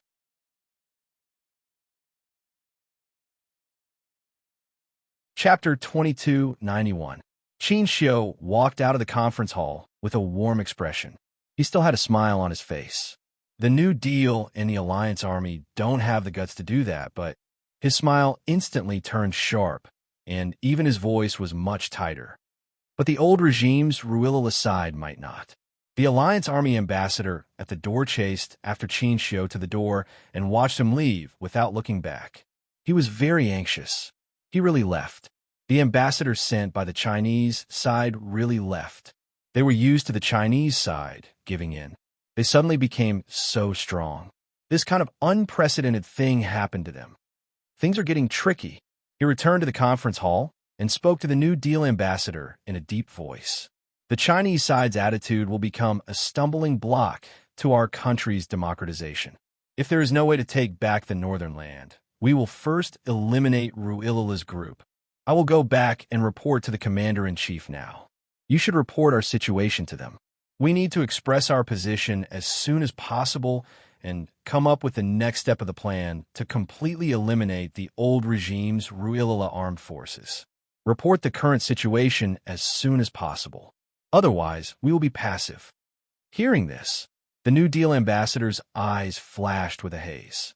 He said in a deep voice, "Now the old regime is giving us a big problem. I don't know if Ruilala will be able to appease the Chinese side's anger by coming out personally." "You mean?" The Alliance Army ambassador seemed to have guessed something. He frowned and showed a disapproving expression. "No, this is undoubtedly." Someone hurried in and interrupted the Alliance Army ambassador. It was the staff sent out by the New Deal ambassador who had returned. He looked at the conference hall where the Chinese ambassador was no longer present. He walked over to the New Deal ambassador and said a few words softly. The Alliance Army ambassador saw the New Deal ambassador's frown disappear. The haze on his face also gradually faded. In the end, he even smiled. Could it be that the New Deal leaders have a solution to the current predicament? The Alliance Army ambassador's eyes narrowed. Seeing that the other party was afraid that he would hear, his eyes flashed with a dark light. He simply sat aside and watched coldly. "Okay, tell the higher-ups. I know what to do." The New Deal ambassador nodded. The smile on his face deepened. After the staff left, the New Deal ambassador sat back in his chair with a smile. He smiled at the Alliance Army ambassador who had cold gaze. The higher-ups already have a countermeasure. Did he have a countermeasure? The ambassador sat up straight and asked, "What's the plan?" "It's similar to the countermeasure I thought of before." The moment the New Deal negotiator opened his mouth, the Allied Army negotiator on the other side frowned even more. However, the new policy negotiator was very excited. He lowered his voice and said, "If we want to eliminate the old regime and temporarily stabilize the Northlands, this is the best way." The old regime broke the agreement first and offended the Chinese ambassador. It's also the best time for us to send troops to wipe out the old regime. But this is not a very good countermeasure, a countermeasure that will put our country at the heart of the struggle. Did General Wu Wenu of the New Deal military group say anything? I would like to hear what the general has suggested. The ambassador of the Allied forces knew that their commander was close to the Chinese side, and he was opposed to the new policy of playing dirty behind the scenes. However, if General Wu Wenu of the New Deal military group agreed, then the alliance would have nothing to say. At most, they would not participate. Chapter 2292. Before he came, Commander-in-Chief Dan Su had told him that if the negotiations failed, the alliance would not participate. The Northern Territory could be dealt with later. The ambassador laughed and nodded. That's right. General Wu Wenu agreed. He was the one who first proposed the countermeasures here. The Allied Army's diplomatic ambassador's heart sank. Even a military group dared to do this. Did they eat a bear's heart or a leopard's gall? Even if they wanted to achieve national democratization, they shouldn't use such a radical strategy to offend China. Outside, a soldier from a neighboring military group strode into the venue with a cold expression. He met Qin Xiu and Yi Qian face to face and walked straight toward the venue. Then the soldier met V8, who was a few steps behind. Both of them were wearing military uniforms. They nodded to each other as a sign of politeness and left after a brief exchange of glances. The ambassador, who was about to leave, opened the door of the conference room and met the person from the military group. Seeing the other party's serious expression, his heart sank, and he immediately turned back to the conference room. This expression was not a good one. One look at it, and one would feel that something was wrong. The Chinese side is 50 kilometers away from our border and is conducting a strong firepower exercise. According to the report, this exercise is an army exercise, and there are no air exercises for the time being. However, there are air-launched missiles at our border, so we can't rule out air exercises. The soldier with a cold expression described the current situation at the border to the two negotiators. At the same time, he conveyed the opinions of the two top leaders. Immediately leave the war zone. What? The ambassador, who was smiling just now, was shocked. He looked at the equally shocked ambassador and asked anxiously, "Did you send someone to keep an eye on them? Is there any other news? Are there any signs of them advancing toward our border?" Now he was anxious. Two exclamations came from the conference room. V8, who was a few steps behind, had a ruthless sneer in his eyes. "You want the Chinese side to continue to remain silent? What a joke." The door of the conference room gradually closed, cutting off the sound of the soldiers of the neighboring country. Yi Jian, who had walked a few meters away, walked beside Qin Xiu. Her pace was a little fast. Now they needed to leave the heavily guarded negotiation point as soon as possible. J5 greeted the three and walked side by side with V8 as they escorted Qin Xiu out of the building. Outside, the K7 had already opened the door for Qin Xiu. There was a certain distance between the venue and the outside. Qin Xiu noticed that Yi Qian's expression was exceptionally cold as a sword. He deliberately slowed down his steps and asked with a smile, "Were you nervous for a few seconds just now?" It referred to whether they were nervous when they pulled out their guns. A little. Yi Qian pursed his lips and smiled. Then he asked with some doubt, "Why do I feel like you were referring to something when you said that you wanted lingua to solve the problem internally?" Qin Xiu, who had a cold expression on his face, stared at Yi Jian for a moment. Then he smiled and said, "When you stopped the negotiator for the new policy and said those words, I thought you understood my intention. It turns out that you didn't. You were just following along with what I said. I hope that your country can solve its internal problems for the time being and not endanger our border." Yi Qian was indeed following Qin Xiu's words, but his intentions were unclear. He needed to explain. Chapter 2293. Qin Xiu walked down the stairs calmly and left calmly. He was so calm that even V8, who was following closely behind him, did not notice the cold hostility flashing in his eyes. The new policy of the neighboring countries has ulterior motives. They want to spread the flames of war to speed up the destruction of the armed forces of the northern region. They dare to do so because they believe that our country will concede to the benevolence of the international community. His gentle voice was like the sound of a zither that could break through a battle formation. It was low and elegant, but also contained the restrained, murderous aura of a scholar. The old regime and the new policy had an internal conflict. In the end, the artillery fire was focused on the armed forces of the northern region. Perhaps this is a feint played by the old regime and the new policy. As a military academy student, Yi Qian knew of the existence of the armed forces of the neighboring countries. They were an important national armed force that was involved in the division of the neighboring countries and was not westernized.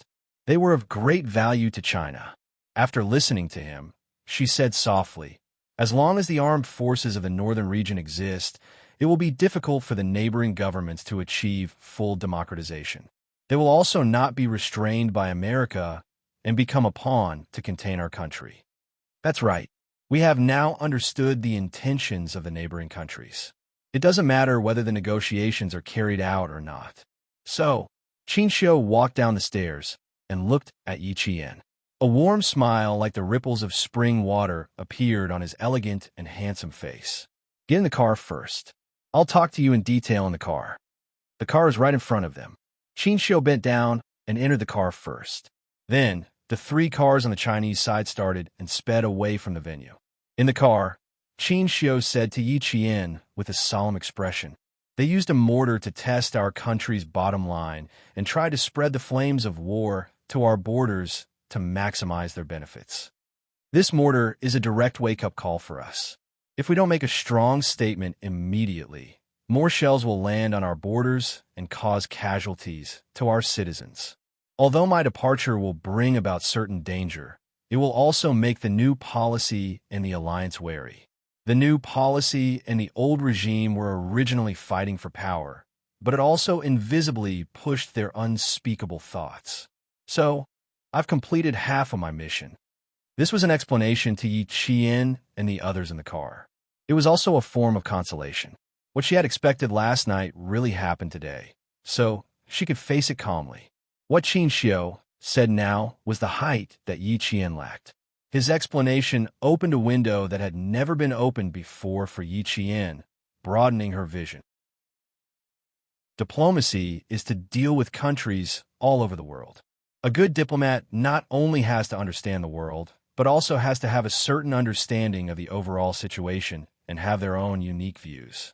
When it came to diplomatic negotiations, he could immediately analyze the other party's intentions and fight for the benefits that his country should get from the overall situation. Confucius said, "A gentleman is slow in speech, but quick in action." It was indeed not suitable for a diplomat. A diplomat indeed needed to think thrice before speaking, but this thrice had to be done quickly. Otherwise, it would be easy for the other party to take control of the situation. Qin Xiu's words were sharp and sharp. Even if the deputy commander of the 2nd Special Zone of the neighboring country came prepared last night, he could easily face him. However, there were too many twists and turns in this matter that Yi Qian couldn't understand with her 2 lives of experience.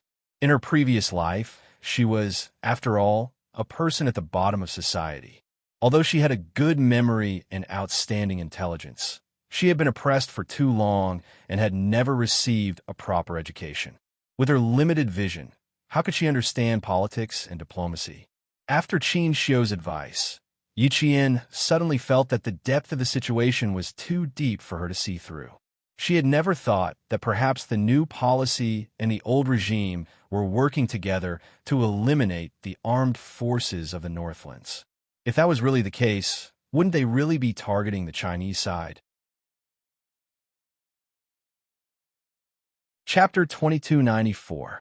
In that case, Qin Xiu said that he had completed half of his mission. Then what was the other half? Next, let's look at the next steps of the old regime, the new regime, and the alliance army. When two regimes fight, one side has to be defeated. Yi Qian asked a question, but Qin Xiu didn't end the topic out of courtesy. Instead, he continued to chat with her with a smile. Now, can you guess which half of my mission is unfinished? Guess the other half of Qin Xiu's mission? Although it was difficult, Yi Qian still thought about it seriously. After a moment of silence, Yi Qian deliberated and replied, I don't know if I'm right. You're waiting for the two regimes to fight again and pass on the old regime and the new regime to the Northland ethnic armed forces. The three sides will each have their own regime and further prevent the neighboring countries from democratizing. When you said, I hope that your country can solve its internal problems for the time being and not endanger our borders, the main point was actually the first half of your sentence. After saying this, Yi Qian pursed her lips and smiled. I feel like I'm showing off in front of an expert. I didn't get it right. Please don't take offense. Discussing politics in front of an excellent diplomat, she really lacked confidence. She felt like she was showing off in front of an expert, but Qin Xiu was deeply shocked. He had only asked her to join the conversation out of politeness. Who knew? The girl he had fallen in love with would really answer. It really shocked him. This was the girl Qin Xiu had fallen in love with. She was outstanding enough, confident enough, and capable enough to look down on those delicate girls who only knew how to flirt. Yi Qian, you're very smart. So smart that I'm shocked. Qin Xiu smiled and shook his head. He was very good at hiding his thoughts. He praised. What you said is indeed the other half of my mission. But there's one thing you're wrong about. It's not that we passed on the old regime and the new regime to the Northland ethnic armed forces, but that the Northland ethnic armed forces figure it out themselves. Don't forget, our country is a country that never interferes in the politics of other countries. Now, it is, and maybe in the future, it will be, but it's not certain. If the country's strength increased in the future, it might be able to influence a country. With a smile on his face, Qin Xiu thought to himself, once our country reaches the status of being able to control another country, we will be the overlord of the world.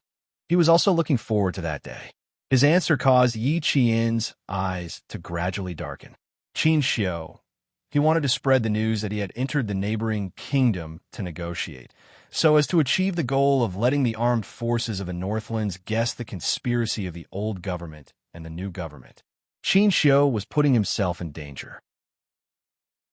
If he released the news now, he would have a slim chance of survival. For the country, he had disregarded his own life and death and did everything to protect the dignity and interests of the country. Such a diplomat made the two special forces soldiers in the car respect him. V8, on the other hand, looked deeply at the diplomat who was also fighting for his country through the rearview mirror and said in a low voice, Ambassador, Yi Jian and I are here to ensure your safety.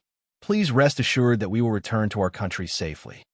I always thought that we would return to our country safely. Qin Xiu smiled.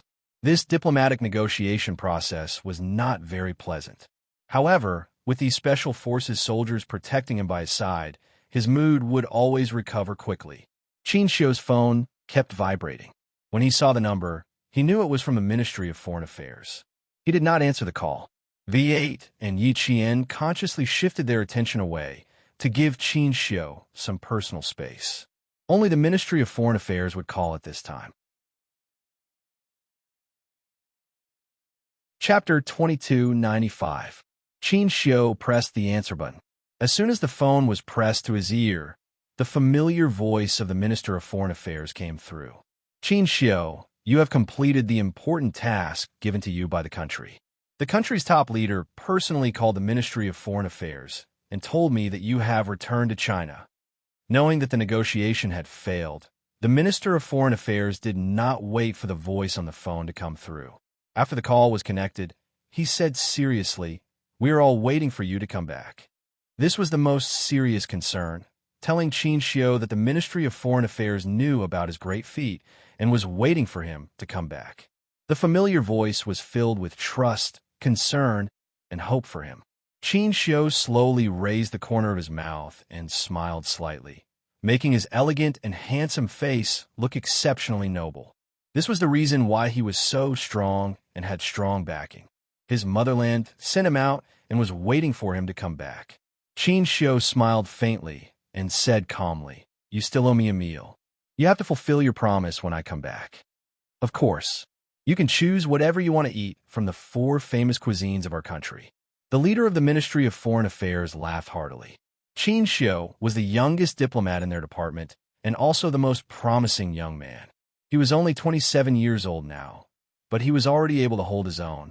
In time, he would definitely leave his name in the history of our country's diplomacy. Next, the Minister of Foreign Affairs reminded Qin Xiu to follow their soldiers closely and remember not to walk around on his own to avoid trouble. The minister knew that Qin Xiu had a bad sense of direction. After ending the domestic communication, Qin Xiu suddenly saw the soldier who was driving the car talking cheerfully to him. "Ambassador, the military is still waiting for our triumphant return. We should go back safely and have a drink." V8 did not maintain his cold image anymore. He turned his head and promised Qin Xiu with a smile, "With us here, everything will be fine." With an outstanding soldier and an outstanding diplomat, Yi Qian confirmed that everything would be fine. With an ambassador as capable as you accompanying us, there will definitely be no problems. Qin Xiu looked sideways at her voice, which was as clear as spring water. Her smiling face was like a blooming flower. The color of the flower was simple and elegant, and the stamen was so beautiful that it took him a lot of effort to look away. He chuckled softly, and his unreadable eyes were filled with a smile that could not be concealed. He half jokingly and half seriously said, "With you by my side, I really feel quite safe." The girl in front of him was like a blooming flower, bright and beautiful.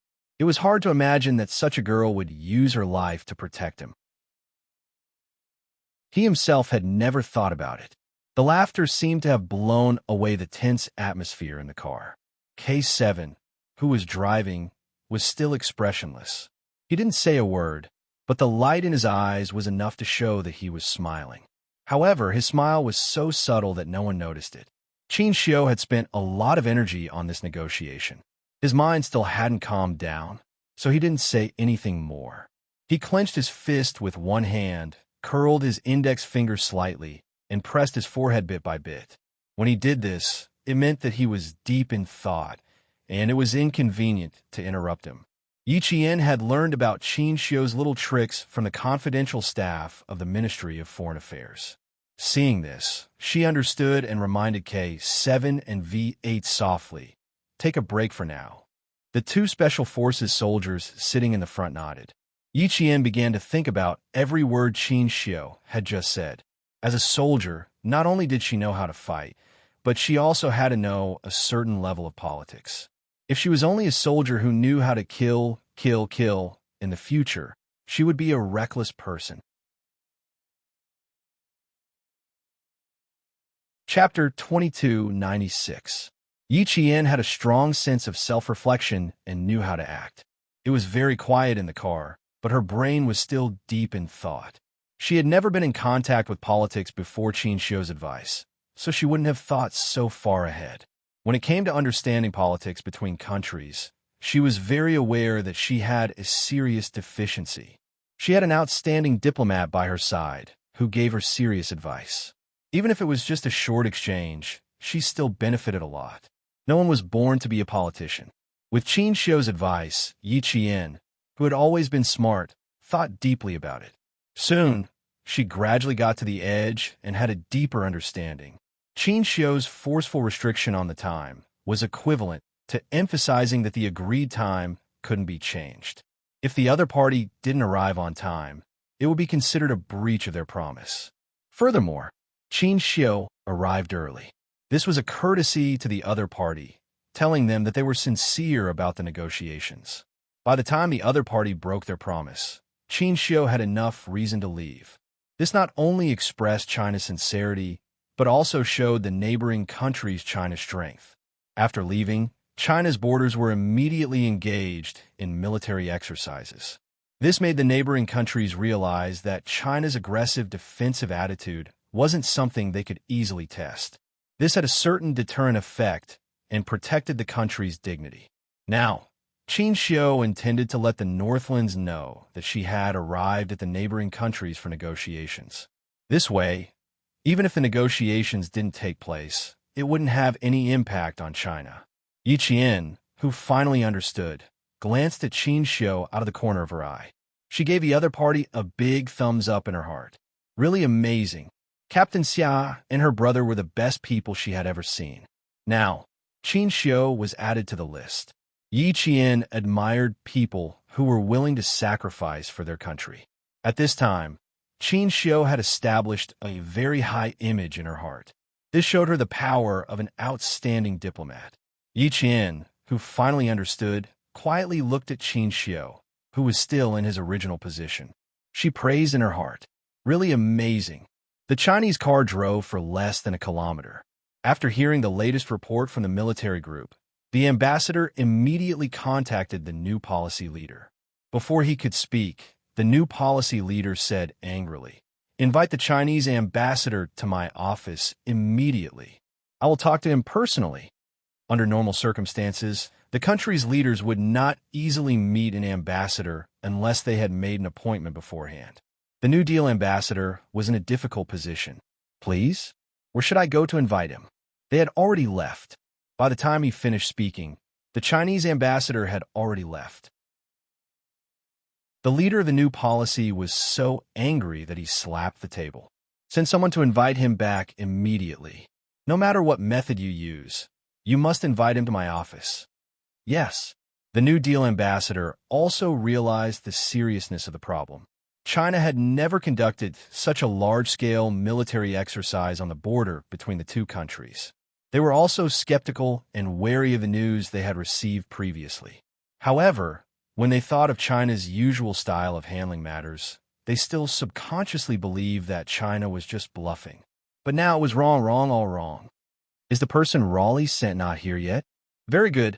I am now on the phone with Raleigh." Later, tell the person he sent and tell him how serious the consequences of China's anger are. In addition, General Wu Wainu said that the plan will not change. The leader of a new policy leader hung up the phone angrily and immediately picked up the receiver. He needed to talk to this lunatic Raleigh. Chapter 2297. The leadership of the new government was shocked by the maneuver launched by the Chinese side. The negotiator from the old government arrived late at the venue and found it quite unbelievable that the Chinese ambassador had not been seen. Left? Did he really leave? Are you joking with me? Did the Chinese ambassador really leave? How is that possible? Didn't I say that I would definitely arrive? Why'd he leave? The negotiator from the old government stared and expressed his confusion in a completely incomprehensible tone. The negotiator sent by the new government thought of the possible trouble that might arise in the future. His face grew darker and darker, and his tone was not polite at all. "Because your negligence disappointed the Chinese ambassador, he can totally leave. After all, the agreed time is 7 o'clock, and you are a full 20 minutes late." The attitude of the negotiator from the new government made the negotiator from the old government instantly pull a long face. "I am telling you very seriously that there is an urgent matter that needs to be dealt with and will arrive at 7:20. If we were negligent, we would not have called to explain." His face was ashen as if he had been offended. The more he spoke, the angrier he became. "A few years ago, the Chinese ambassador negotiated with our diplomatic personnel. He waited for nearly an hour and did not leave. When he went to the Western countries, he gave in step by step. We have already called to apologize and explain seriously. Huh? You want to tell me that the Chinese ambassador left disappointed just because I was 20 minutes late? Do you think I will believe that? Would a country that had regressed diplomatically leave because of a negotiation that could solve all problems with a nod of the head? His words were full of contempt for the Chinese side, and there was an inexplicable arrogance in them. He was also full of contempt for the negotiator from the new government. Such a contemptuous attitude made the negotiator from the new government furious. You mean that we deliberately let the Chinese ambassador leave and deliberately let the Chinese side have a prejudice against you? Even we don't believe your explanation. Do you think the Chinese ambassador will believe it? Last night, the Chinese ambassador clearly told the deputy commander of the 2nd Special Zone that he would only wait until 7 o'clock. If the negotiator from either side did not appear at 7 o'clock, he would leave immediately. Just now, the new government contacted Commander Ruilala and asked Commander Ruilala if you remembered the wrong time for your late arrival. The two sides were already at odds with each other. Now that Qin Xiu was not present, the last fig leaf was directly removed, leaving only the tit for tat. The negotiators of a new policy received instructions from above. Their words were sharp, and they mercilessly criticized the old regime. A negotiation that was supposed to win and could make the Chinese side temporarily give and has failed because of your broken promise. Please go back and tell Commander Ruirala that this war will not end for the time being. We have no way to reach a common agreement. The negotiator from a national alliance calmly looked at the conflict between the new and old governments. When both sides stopped, he said coldly, "You two should go back as soon as possible. Once the Northland armed forces counterattack, it will not be a matter that can be solved by a war of words. Once the Northlands learn about this, do you think you will still have time to blame each other? Is there any meaning to your quarrel?" The negotiator of the old regime stood up. With a hint of haze in his eyes, he snorted softly and left quickly. The Chinese ambassador had actually left. Since that was the case, then don't blame them for being impolite. The negotiator from the old regime quickly contacted Commander Ruilala and reported the situation. Chapter 2298. Just now, Klitschin informed me that the Chinese ambassador has left. Very well. Since you think we were rude first, then please invite the ambassador over to our place. An imposing and cold voice came from the other end of the phone. I've already sent people to keep an eye on the Chinese ambassador. When he leaves the New Deal sphere of influence, I'll send troops to invite the Chinese ambassador over for a chat. This meant that they wanted to detain Qin Xiu. Commander Raleigh of the old government was an extremist. He was a hegemonic figure who would rather betray the world than betray him. He wanted to detain Qin Xiu, but he did not know that Qin Xiu, Yi Qian, and J5 had already taken precautions against Lingguo after the deputy commander of the 2nd Special Zone left. After getting into the car, V8 drove directly to the city center. The roads in the city center were complicated and there was a lot of traffic. Lingguo was also a big motorcycle country, so there were many motorcycles on the streets. Although the old government started a gunfight, it did not affect the city. It was still very crowded and lively.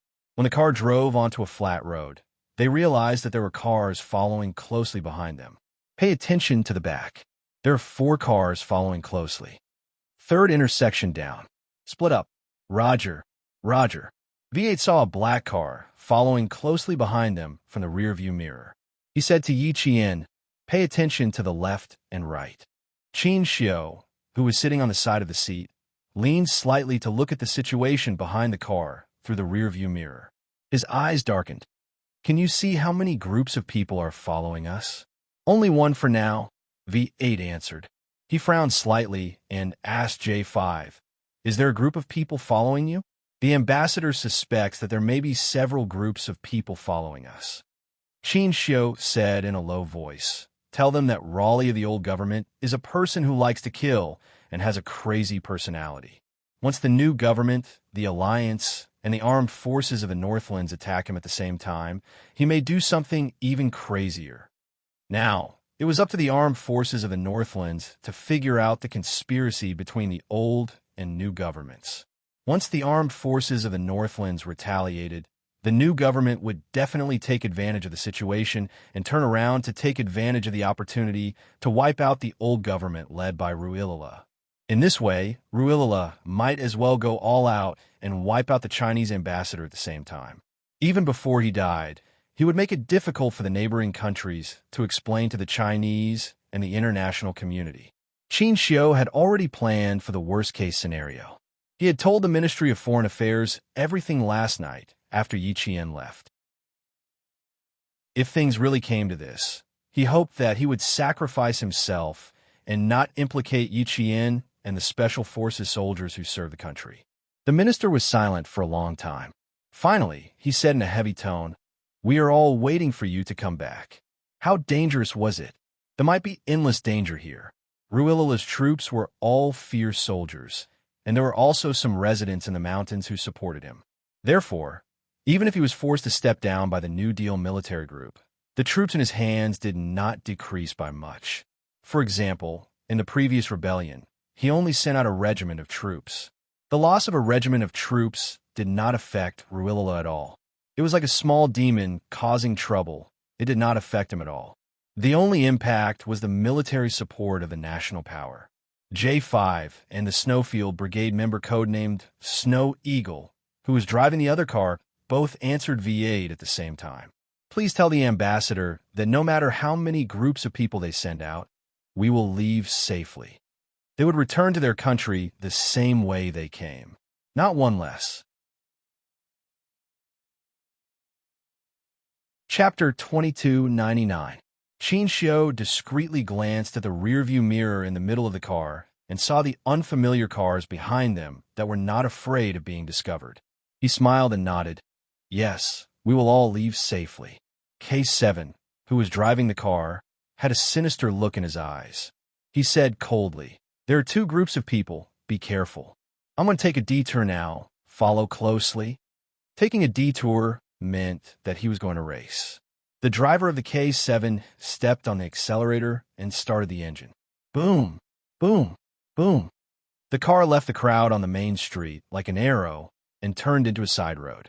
V8 stepped on the accelerator at the same time and chased after them at the same speed. Snow Eagle, who was proficient in the local language of the neighboring country, did a wide drift and swept the rear of the car, scaring the arrogant cars that were following them and causing them to rush towards the green belt on the side of the street. The driver in the car was too shocked and sat in the car for a long time without coming back to his senses. His companions in the other cars asked him hurriedly through the walkie-talkie. When he came back to his senses, the driver still had a dazed look in his eyes as he replied, "I'm fine." The other cars did not have time to stop and check. They stepped on the accelerator and chased after them. The members of the Snowfield Brigade were all very good at driving. Although the car was driving very fast, it was very stable. Qin Xiu laughed and said, "I feel like I'm sitting in a cradle. I'm sleepy now." If he could say something like that, it meant that he trusted V8 and Yi Qian very much. He was indeed tired. When Yi Qian and the others went to rest in the wee hours of the morning, he had been talking to the head of the Ministry of Foreign Affairs, who was also his mentor, without any rest. In the morning, he had been arguing with the two ambassadors from the neighboring country. As he swayed, he really did feel sleepy. He did not mean to say that he wanted to sleep. Yi Qian saw this and laughed. "It's still daytime now. You should rest well. Otherwise, you won't have the energy to sleep at night." This was because they would use the night to meet up with G3 and the others who had completed the assassination mission and then fly back to China. Although Qin Xiu was young, he had also experienced a lot of bloodshed. Hearing this, he nodded. "Okay, I'll sleep for a while." After saying that, he closed his eyes and began to rest for a short while. V8 at the front wanted to whistle. This ambassador, there was nothing to say. He was very much to his liking. Soon, J5 and Snow Eagle were able to shake off the two waves of vehicles. V8 and K7 were the first to shake off their pursuers and enter the road leading to the other side of the city. Unlike China, which had sky eyes installed in every corner of the city, V8 and K7, who were familiar with the city, avoided the surveillance cameras on the main road and maintained contact with the vehicles behind them, telling their comrades where to go. They needed to reach a safe place on the other side of the city. The sirens of police cars could be heard from the main road, reminding Yi Qian and the others that the government of Lingguo had already notified the police to look for them. It was also indirectly telling everyone that the group of people who had just chased after them were from the new government. Only the new government could adjust the police and lock down the entire city. The lockdown of the entire city didn't affect Yi Qian and the others much. According to the original plan, they didn't leave the city during the day. The Snowfield Brigade, who were used to fighting at night, preferred to operate at night. Moreover, there was still no news from G3, so Yi Qian and the others weren't in a hurry to leave. As long as they left the venue and the territory controlled by the new government's army, they had enough power to deal with Lingguo without being discovered. The entire city has been locked down. We'll reach the safe place in about 1.5 hours. Roger, Roger. There are police cars heading out. Be careful, brothers. Chapter 2300. The three cars were separated by a certain distance, but they maintained contact with each other at all times. The driving cars were like fish swimming at the bottom of the sea, easily avoiding the pursuit along the way. Qin Xiu, who had entered a half-asleep state, suddenly opened his eyes and stared at Yi Qian in front of him. Why don't you rest first? I can still endure it for a while.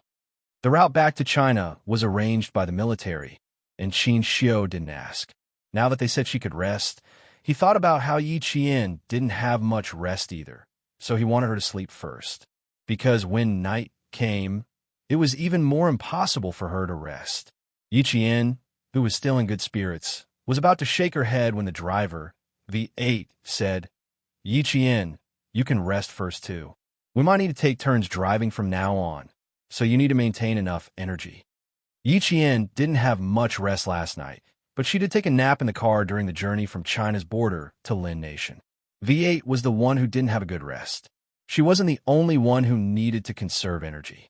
V8 did the same. She didn't feel sleepy at all because she was all excited by Qin Xiu's brilliant negotiations. She asked V8, I'm not sleepy now. Why don't you rest and I'll drive? Qin Xiu smiled and reminded her, you need to be good at driving. Can you handle it? He had never seen Yi Qian drive before, so he had some doubts about it. The road conditions in Lin Nation are not as good as in China. I'm sure everyone knows about my return trip. Although it's misleading, the armed forces of Lin Nation shouldn't be underestimated. Since they have their eyes on me, they won't give up and will track me to the end. Yi Qian, our journey back to China won't be smooth sailing. Also, are you familiar with the road conditions? He was worried that Yi Qian wouldn't be able to handle the driver's duties if something happened because she wasn't familiar with the road conditions. He couldn't be blamed for being worried. The situation was grim, and it was better to be cautious. Not being familiar with the road conditions was indeed a problem. Yi Qian laughed. She was so focused on letting V8 rest that she forgot that she wasn't familiar with the road conditions. Now that they were not on a main road, even if she wanted to take care of the V8, there was nothing she could do. V8 really wanted to see Yi Qian's driving skills. He had worked with her many times, but he had never seen it before. According to Q King, he was also a master and his standard was quite high. It was obvious that he had trained hard.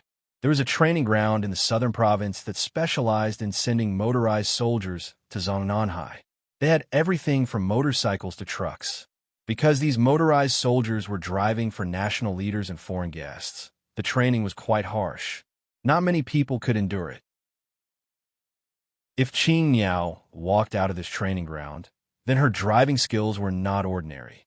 As for the fact that he wasn't familiar with the road conditions, it wasn't difficult and could be easily solved. He wanted to meet Yi Qian's V8. He steered the V8 steadily with one hand and maintained the same speed. He agreed to Yi Qian's suggestion. You could drive even if you're not familiar with the roads. We're taking the city's auxiliary roads now. Come over here first. I'll draw a driving route for you. It wasn't difficult for V8 to not be familiar with the road conditions. He just had to draw a road map.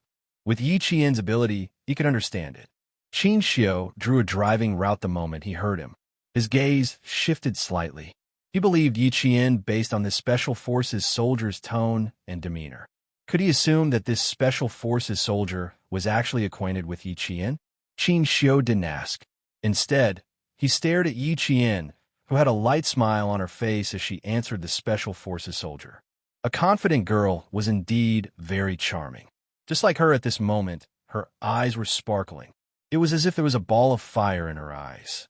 If he stared at her for a little longer, he felt like he would be burned to ashes by that ball of fire. Chapter 23:01. Okay, I'll come over now. When you're done, you can rest at ease like the ambassador. I promise you won't get lost. Yi Qian was still worried that Qin Xiu would be worried about him, so he specifically said to him, since I dare to take over driving, I definitely have my own confidence. You can rest at ease. He was confident enough, calm enough, and the expression in his eyes was enough to attract attention. Qin Xiu's smile deepened, and the color in his dark eyes deepened. He said with interest, "When I heard you say you were going to drive, I was so sleepy that I flew away. Now, I want to see how good your driving skills are." If he wanted to get closer to her, he needed to understand her better. Since he had the chance now, he naturally wouldn't miss it. Qin Xiu and Xia Jinyuan were undoubtedly the same type of people. They were both very quiet and powerful people who knew everything in the palm of their hands. They didn't make a move easily and liked to plan before making a move. They would slowly encroach on the opponent's territory until the opponent had nowhere else to retreat to. Only then would they appear and take down the opponent in one fell swoop. Although Yi Qian had lived 2 lives, he was still a little inexperienced in front of the two of them. He had a pair of eyes that could see through people's hearts, but he couldn't instantly see what Qin Xiu, who could chat and laugh with other countries on diplomatic occasions and fight for the interests of the country, was thinking. She couldn't see through him in time, and Qin Xiu, an excellent diplomat, couldn't let her see through him either. The V8 and Yi Qian didn't even need to stop the car when they swapped positions. The car was still moving, so the two of them quickly and smoothly completed the swap. It wasn't rare for a SWAT member to swap positions to protect himself, but Yi Qian was only a military school student. For him to be in such a position and be able to work so well with the SWAT member, this surprised Qin Xiu. There wasn't the slightest bit of unfamiliarity. One look, one movement, and he knew what the other was thinking. Qin Xiu was even more certain that the SWAT member and Yi Qian actually knew each other, but for some reason, they couldn't publicly know each other. Yi Qian was just a military school student, but he actually knew a special forces soldier. Qin Xiu raised his eyebrows slightly. His interest in Yi Qian did not diminish. "We'll let Yi Qian drive now. Brothers, stay close to her. She looks like a pro too." The V8, who was sitting at the back, did not forget to inform his brothers in the other 2 cars. J5 raised his eyebrows. "Is that so? Then I really want to see it for myself." There was no doubt, only trust. This was Shui Ying's first time working with Yi Qian, and they had only exchanged glances with each other this time. When he heard that it was Yi Qian's turn to drive, his interest was piqued. "I'd like to see it too." They all believed him and did not question him at all. They did not even ask him if he was familiar with the roads. Qin Xiu was already certain that Yi Qian was a special forces soldier and came from the same unit as these special forces soldiers. A military school student entering the special forces in advance? It was definitely a special case. Qin Xiu narrowed his eyes slightly when he thought about the first time he met Yi Qian. It was at a Chinese hotel in Pakistan. The leader had summoned Yi Qian and had a cordial conversation with her. At that time, the leader was accompanied by SWAT members. Facing the leader and a group of murderous special forces soldiers, Yi Qian was not afraid at all. She faced them calmly. At that time, Qin Xiu couldn't help but notice her from the side. Now that he thought about it, as a high school student, Yi Qian must be extraordinary to be able to accompany the leader on an overseas visit. Furthermore, based on the company this time and the calmness she showed last night, he was afraid that the Yi Qian he saw was not the real Yi Qian. Chapter 23:02. No, it couldn't be said that it wasn't the real Yi Qian. It should be said that the Yi Qian he saw was only the Yi Qian that people could see on the surface. It seemed that it wasn't easy for him to pursue Yi Qian. Without understanding her, he couldn't cater to her tastes and communicate with her according to her ideas. After returning to China, he couldn't see her every year or so. If he had the time, he should visit the National University of Science and Technology. Only by meeting and communicating could he understand her and get closer to her. Yi Qian didn't know that Qin Xiu was trying to figure her out. He gripped the steering wheel smoothly and drove forward at the same speed as the V8. About 10 minutes later, the V8 had drawn out the rest of the driving route and marked out the number of meters they would need to turn onto which road. With a detailed road map, it was easy to remember and understand the distance they needed to take another road. Yi Qian memorized it in a few glances and sped up. J5 and Snow Eagle, who were chasing behind, saw this and couldn't help but widen their eyes. Damn, that's fast. At this time, with the Chinese side conducting a drill at the border, all the armed forces in Lin Kingdom knew that the Chinese ambassador had arrived overnight to negotiate with the People's Government, the old government, and the National Alliance. Due to the old government's arrogant attitude, they didn't arrive on time. The Chinese ambassador, who arrived 10 minutes early to show his sincerity, was greatly disappointed and left without waiting for the old government's negotiator. When the armed forces in the north of Lin Kingdom found out about this, the higher-ups were furious. When the old government was fighting with the new government, artillery fire spread to the north and a mortar was fired into China's territory. When the Chinese ambassador arrived overnight to negotiate, the old government deliberately broke their promise and caused the negotiation to fail. It was obvious that the old government had no sincerity in negotiating. Behind their lack of sincerity was that they didn't want to solve the actual problem and let the artillery fire continue to spread to the north. The war between the old and the new government was between the two governments. But what did it mean when they fired into China's territory and didn't want to negotiate? It meant that they had made up their minds to start a conflict in the north and deliberately let the artillery fire into China's territory. What was their reason for doing this? They wanted China to remain silent. So silent that they didn't stand up even when the old government and the new government's artillery fire occupied the north and accidentally entered China's territory. This was their shameless and self-righteous scheme. In the end, the Chinese side displayed an unprecedented display of strength and directly sent their troops to the border for an exercise.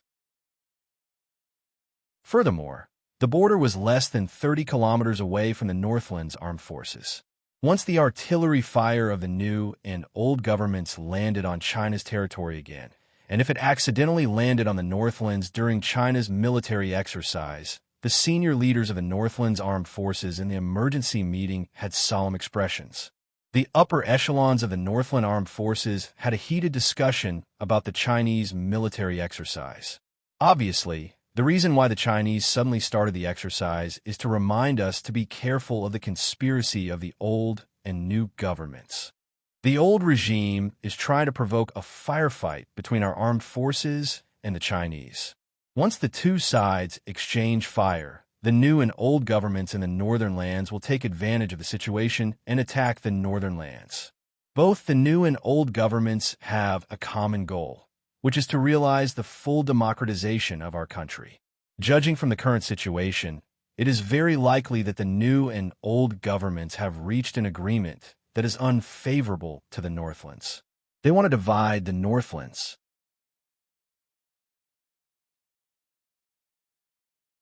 Chapter 2303. They must not be allowed to do this. The military group fears the American hegemonism and wants to achieve democratization through hegemony. They want to divide and eliminate all of our armed forces. This is a conspiracy against the people of the North. We cannot remain silent. The upper echelons of the armed forces of the North gathered together and started a new round of intense discussion about the war between the old and new governments. Soon, they came to a conclusion. The old and new governments had reached a conspiracy agreement against the North. The Chinese maneuver was a reminder to the North. With a clear result, the armed forces of the North naturally could not sit still and wait for death. While secretly deploying, they told the old government, new government, and allied forces that they already knew about the conspiracy of the three parties. What? How'd they know? Who leaked the news? Who? The leader of the new government jumped up from his office chair. His expression was very bad, so gloomy that the official who reported the news lowered his head. Investigate this thoroughly. Who is the one who leaked the information? You must find this person and sentence him to death. Only a few people knew that the Chinese ambassador was coming. How did everyone know about it now? The official did not dare to look directly at the leader. He lowered his head and replied, I'm afraid that even the armed forces of the North already know that the Chinese ambassador has arrived in our country. We are a little passive now. It was not a little passive, but rather quite passive. It was equivalent to letting the armed forces of the North know that the armed forces of the North could no longer stand by and do nothing. They would definitely deploy and resist. Ruilala, Ruilala, damn it. The leader of the new government slammed his hand on the desk and gritted his teeth. Pass down the order. Wipe out the old government and capture Ruilala alive. Don't let a single one of them go. Also, how is the situation with the Chinese ambassador? It has been an hour. Why is he not here yet? The Chinese ambassador. The official lowered his head even more. The vehicles we sent out have all been abandoned. We're now looking for them through the city surveillance. We will report to you immediately if there is any news. The leader of the new government, who was already in a mess, gritted his teeth and said sinisterly, no matter what, don't let him leave our country.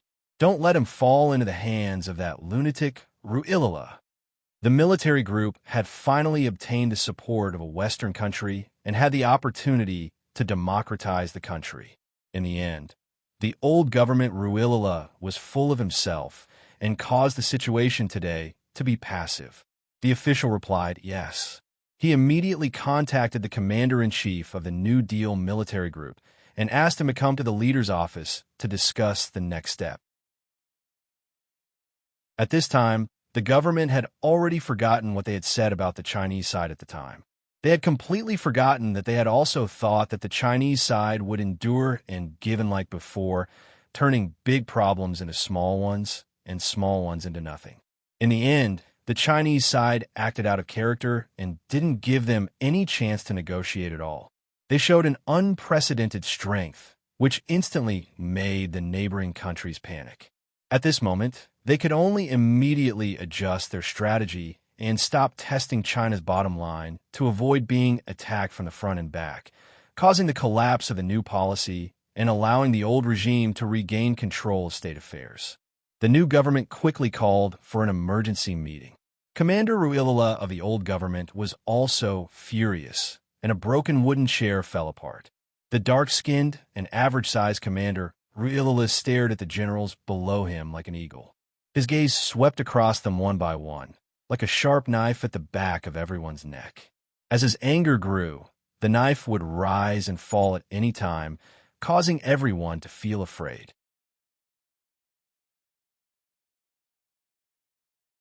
Chapter 2304. The Chinese ambassador only had a few people with him, and you let him escape? Useless. All useless. Commander Risla thought about how the armed forces of the various nations, as well as the armed forces of the Northland that he wanted, all knew that the Chinese ambassador had entered the country. Commander Risla, who had always been oppressed by the new government, was so angry that he unholstered his gun. He slammed the gun on the table. The Chinese ambassador must not fall into the hands of the new government and the armed forces of the Northland. We must find him first. After we find him, what if he doesn't cooperate? It's not up to him whether he cooperates or not. Commander Risla was in a state of madness. He had been oppressed by the new government for too long. If he did not fight back, he might be killed by the new government. So, he had to find the Chinese ambassador first. Not cooperating? He would make him cooperate obediently. When the people below heard this, they looked at each other, looking at the gloomy Commander Risla and the gun on the table. Someone wanted to say something, but in the end he swallowed the words in his mouth. It's not up to the Chinese ambassador whether he cooperates or not. Do you dare to kill the Chinese ambassador? He did not dare to say it out loud. He was afraid that if he said it, Commander Risla would have such a crazy idea. No matter how benevolent and righteous China was, and how they usually gave in for international peace, if they killed the ambassador they sent over, China would definitely fight back. Even the international community would denounce Commander Risla. At that time, not to mention regaining control of the country, even his life would be in danger. It was unlikely that they would do that. No matter how crazy they were, they would not kill an ambassador. The officer who wanted to remind Commander Risla secretly thought that he was lucky. This subordinate had overestimated Risla. With the armed forces of the Northland as the main force, they directly attacked the new government and the old government at the same time. Risla was like a mad dog that would bite anyone he caught. In his words, no matter who it was, as long as they were targeted by him, he would bite off a piece of meat at any cost. Yi Qian and the others became one of the targets of Risla's crazy revenge. Boom, boom, boom. The sound of car engines came from all directions. The sound came from afar and approached at a speed that would make one's face change color in shock. Just by hearing the sound, Yi Qian knew that these cars did not come with good intentions. As the vehicles converged into an intersection, the J5 found that something was wrong and immediately shouted, "It's another wave of people." In the car, Yi Qian, who was holding the steering wheel, observed the situation in the rearview mirror. There were at least 10 cars surrounding them. "Qin Xiu, I'm sorry, but you can't have good rest. Let's see if we can take a break after this." Yi Qian, who had stepped on the accelerator to the maximum, said to Qin Xiu, who was sitting in the back, dressed neatly as if he was going to attend a banquet, with a smile, "Everyone wants to see how good your driving skills are. See, the opportunity is here." The atmosphere was tense, but she could still smile and joke around. It was obvious that she had a strong mentality. Qin Xiu, who was also tough, curved her thin lips slightly. Her smile was like water and mist, as indifferent as a mirror. Even if she heard the rumbling sound of the car being chased nearby, she was not surprised at all. He said, "I look forward to it. I'm looking forward to seeing the other side of you. I like knowing more about you." The V8 also responded in the same way. According to the route, the next intersection was a right turn. Yi Qian, who was holding the steering wheel, smiled brighter than the sun because of Qin Xiu's words. "How can I let you down?" Chapter 23:05. In the first big drift, the car made a sharp right turn, and the two people in the car leaned to the right. When they turned to the right, they swung back to the left. It was as if the two of them had lost their balance. Even though they had their seatbelts on, they were still swung so hard that their shoulders slammed into the car door. Before the V8 even sat up, he gave Yi Qian a thumbs up. That drift was beautiful, perfect. Without slowing down, a 90-degree turn, without slowing down the brakes, and with the accelerator pressed hard to complete the entire maneuver. That was not something that could be done just by being careful and daring. It required superb skill. Yi Qian had practiced this type of 90-degree turn countless times at the Southern Province Automobile Troop Training Base. Not only were there 90-degree turns, but there were also 180-degree turns. She had practiced all of them, and her results were amazing. That kind of training was when she practiced with her own people. Now, she was fighting with the enemy. It was a completely different feeling. There was no sense of danger in the former, but in the latter, she had to fight to the death. When they turned to the right, there were 3 cars in front of the intersection. The car in front of the intersection was the first to notice the Chinese car rushing over. It immediately called for the other 2 cars to drive over. The cars on the left and right of the intersection turned out to be patrols. After receiving the call, they turned one after the other, stepped on the accelerator, and sped over at the speed of an arrow. "Yi Qian, charge forward.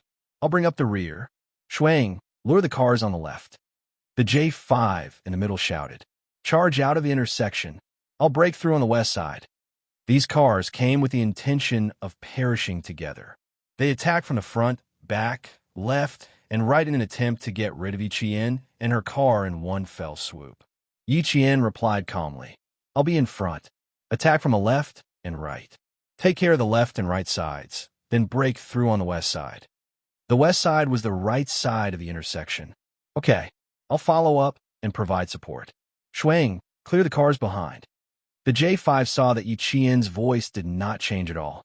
She maintained her stability. He did not need to look to know that her skills were quite good. The beautiful 90-degree turn just now could be seen clearly.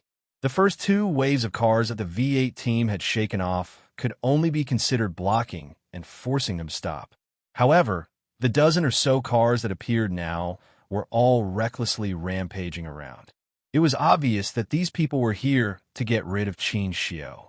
Knowing that the Chinese ambassador was sitting in the car, he still dared to be so arrogant. Qin Xiao knew that he was sent by the former government. Boom, boom, boom. The cars coming from 3 different directions at the intersection were getting closer and closer. Yi Qian, who had his V8 gun ready, gently pressed the automatic window control button.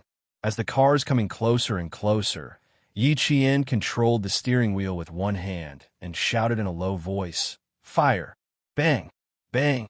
2 gunshots rang out at the same time. The wheels of the 2 cars coming from the left and right exploded. The loud sound of the tires exploding was louder than the sound of the bullets. The 2 cars that were moving at high speed became unmanned. They were completely out of control. The cars crashed, and the people died as they moved in an S shape to the side of the road. The people in the car were obviously not as skilled as the members of the Shuayu team. The car sped out uncontrollably, and the pupils of the 2 men behind the wheel constricted violently, revealing a look of despair. They knew what mission they were on, but they did not think that they would die, because they thought that the person who died must be the Chinese ambassador.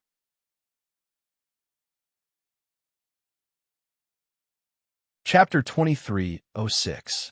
Whoosh! Yi Qian retracted his pistol and turned the steering wheel nimbly and quickly, avoiding the 2 uncontrollable cars in an S shape. The rubber on the wheels flew off in an instant, and the exposed hubs screeched as they rubbed against the ground, creating countless sparks. When the 3 cars passed by, Yi Qian could almost see the despair in the driver's eyes. Despair? Heh! Not only should I make you feel despair, I should make you feel fear. Beautiful, V8 said excitedly. Beautifully done, Yi Qian. Too beautiful. Not only could she control the steering wheel at such high speeds, she could also shoot accurately. Too beautiful. Almost perfect. Qin Xiao, whose eyes flashed with a strange light, exhaled softly. Yi Jian, who was in the middle of a battle, exuded a charm that deeply amazed him, and her superb driving skills made him feel even more amazed. Yi Qian, you're just a freshman military school student, but you have the ability to subdue the special forces. Your personal charm is enough to amaze the world. The car in front of them was even easier to deal with. The J5 that came to support them directly fired a bullet at the accelerator. Bang! The explosion was accompanied by a rising fireball. Yi Jian turned the steering wheel, and the wheels made a terrible screeching sound as they turned to the left. Behind the car was a raging fire. It was estimated that the car would be burned to a metal frame in less than 5 minutes, and the people inside would be reduced to ashes. There were more than 10 cars surrounding Yi Qian, and 2 more cars rushed out from the alleys as soon as he broke through. Yi Qian, 4 cars come surround us. I'll take care of 2. You and V8 blow the tires, and take care of the other 2. J5's cold voice came from the communicator. Don't give them a chance to go back alive. V, protect the ambassador. Don't worry, they won't be able to return. V8's lips curved coldly, revealing a wolf-like ferocity. Vroom, vroom, vroom. I'm going to charge out, sit tight. Yi Qian knew that as long as they could get rid of the 2 vehicles that were crazily surrounding them, they would be able to launch a full assault. Because the 2 vehicles were driving in a straight line, the narrow road made it impossible for the 3 vehicles to converge. Therefore, before the other party could open fire, not only would they have to finish firing, they would also have to think of a way to break out of the encirclement. They planned to open fire. Yi Qian, get out of the way. V8 gritted his teeth and fired continuously with his submachine gun when he saw that the 2 vehicles were acting strangely. There was no need for Yi Qian to shoot again.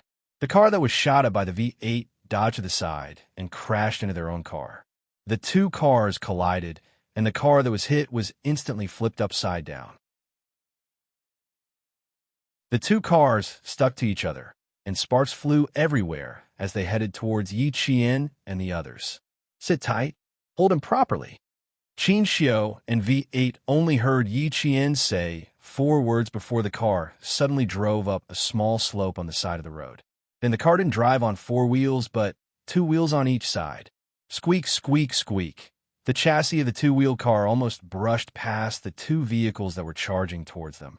After charging for tens of meters, Yi Qian turned the steering wheel to the side again, and with a thud, thud, thud, thud, thud, the 2-wheel car returned to its normal 4-wheel driving mode.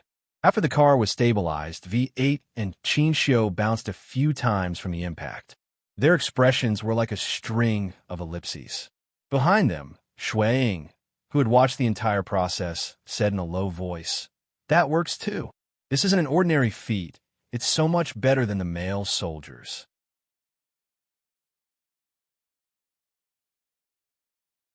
Chapter 2307. In the end, not a single one of the dozen or so cars was left intact. They were either burnt to a crisp, or their headlights were compressed and couldn't start at all. There were also a few cars that were lying on their backs with their drivers covered in blood. No one knew if they were dead or alive. The burning cars were still on fire. When the fuel tanks were about to explode due to the high temperature, the ground trembled with the sound of explosions. Countless bang-bang. Sound of the fuel tanks exploding came from behind. Shuiying, who was the last to leave, looked back through the rearview mirror. It was his first time working with Yi Qian, and he finally understood why J5 said that. Yi Qian, you can't underestimate her just because she's a female soldier. You can't underestimate her just because she's a female soldier. Female soldier Yi Qian, she's even stronger than male soldiers. Anyone who thinks she's just an ordinary female soldier is making a big mistake. J5 wiped the sweat off his forehead. As expected of Qing Niao, she was full of surprises. There were no pursuers behind the cars for the time being. The comrades in the 3 cars reported to each other that they were safe. J5 specifically asked if Qin Xiu was okay. The ambassador had raced before, but he probably hadn't raced like this before. Qing Niao's last move was really not something an ordinary person could do. He had been in the Snowfield Brigade for a few years, and to be honest, he hadn't done this before. Qin Xiu knew what he meant by okay. He pressed his stomach and didn't try to be brave. He smiled and said honestly, "My stomach is churning. My brain is extremely stimulated. My brain is secreting dopamine directly. My whole body and mind are experiencing a feast of stimuli. A feast of visual stimuli, a feast of sensory stimuli." They were all excited by Yi Qian's extraordinary driving skills. He hadn't felt excited about anything outside of work for a long time. Today, because of Yi Qian's existence, because of her driving skills, he was so excited that his heart was still beating faster. He had met her and met love. J5 was afraid that Qin Xiu would get hurt. Seeing that he wasn't bleeding and only felt nauseous, he felt much more at ease. Yi Qian really shocked us this time. We didn't expect her driving skills to be so good that she could even do stunts.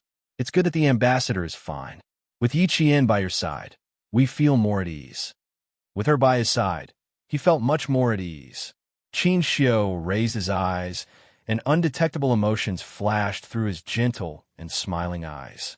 He smiled slowly and said, "Indeed, I not only saw her driving skills, but also her shooting skills. Yi Qian's excellence is beyond my imagination." Her excellence was beyond everyone's imagination. Even V8 and J5, who had worked with Yi Qian several times, thought so. Yi Qian, who was already driving steadily, couldn't help but laugh when she heard their praises. "Aren't you afraid that I'll become arrogant if you keep praising me like this? Even if you want to be arrogant, you have to have what it takes. No matter how arrogant you are, no one will think that you're arrogant. Who would dare to look down on you?" V8's words were echoed again. Yi Qian simply changed the topic. "Ambassador, we disturbed your rest earlier. Now that we've shaken them off, why don't you close your eyes? It'll take about 45 minutes for us to get to the next location. She changed the topic. J5 and the others didn't continue the conversation. As a Special Forces soldier, they weren't afraid of having too many skills, but they were afraid of not having any skills. They were all concerned about Qin Xiu's health and told him to close his eyes and rest. Qin Xiu saw that Yi Qian's ears were red, and he knew that she was a little embarrassed by the praise. He nodded without much sleepiness. All right, I'll take the time to rest. She could even be shy. How cute.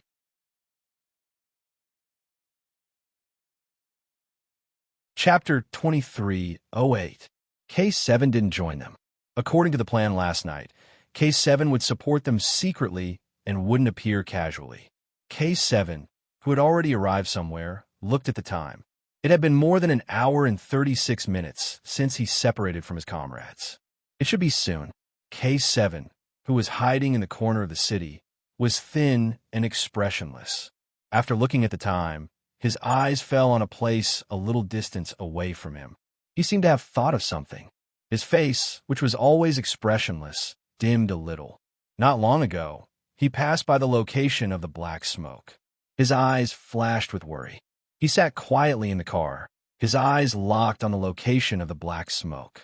He was still patiently waiting for his comrades to arrive. The thick black smoke didn't disperse for a while. The huge commotion scared the nearby residents. They hid in their homes and shivered. There were gunshots, explosions. These were the sounds they were most afraid of. No one dared to leave their homes. Even if they were scared to the point of hiding in the closet, no one would leave their homes. Home was always safer than the outside. More than a dozen cars surrounded the Chinese ambassador. None of the cars returned. Half of them were even injured. When the news reached the New Deal side, they were naturally very happy. Seeing Rualila in trouble, they were naturally happy. But the happiness was short-lived. Soon, they felt pity because the Chinese ambassador got away safely and didn't steal anything from Rualila. Although the Chinese only sent an ambassador and a few escorts, more than a dozen cars couldn't stop the Chinese ambassador. Their strength is terrifying. That's right.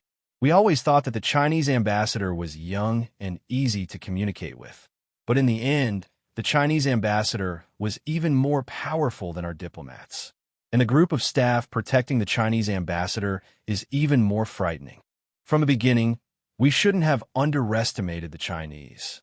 Now that the Chinese suddenly showed a strong attitude, we can see the growth of their national power and military power. Because of the growth of their national power and military power, they have today's dominance over us. A backward country gradually becoming stronger is not a good thing for our neighboring countries. Our country should also speed up its development. I hope that with the help of the American hegemonic countries, we could democratize our country and become a big country in South Asia. While the New Deal was reflecting on himself, he firmly believed that they must maintain a good relationship with the American hegemonic countries and become a big country in South Asia. Rualila, on the other hand, was furious. He did not expect that none of the more than 10 vehicles he had sent out had returned. They were even tricked by the Chinese ambassador's vehicles until they were destroyed. A bunch of trash. A bunch of trash. How dare you call me to report the failure of the mission? Far away from the city, Rualila was so angry that his eyes were red. Continue to send people to find him. If a car doesn't work, send me a motorcycle. If you discover the Chinese ambassador's vehicle, just drive it away. Spear. Shoot. Attack. The crazy Rualila had the same idea as the New Deal, which was to sow discord between the Chinese side and the neighboring country's New Deal, so that the New Deal would not be able to explain to the Chinese side because of the death of the Chinese ambassador. The subordinate who received the order was stunned for a moment. Shooting directly. Wasn't this completely opposing the Chinese side? Was this appropriate? Are you questioning me?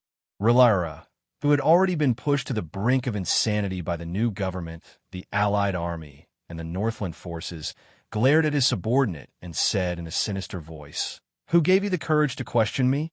New policies?"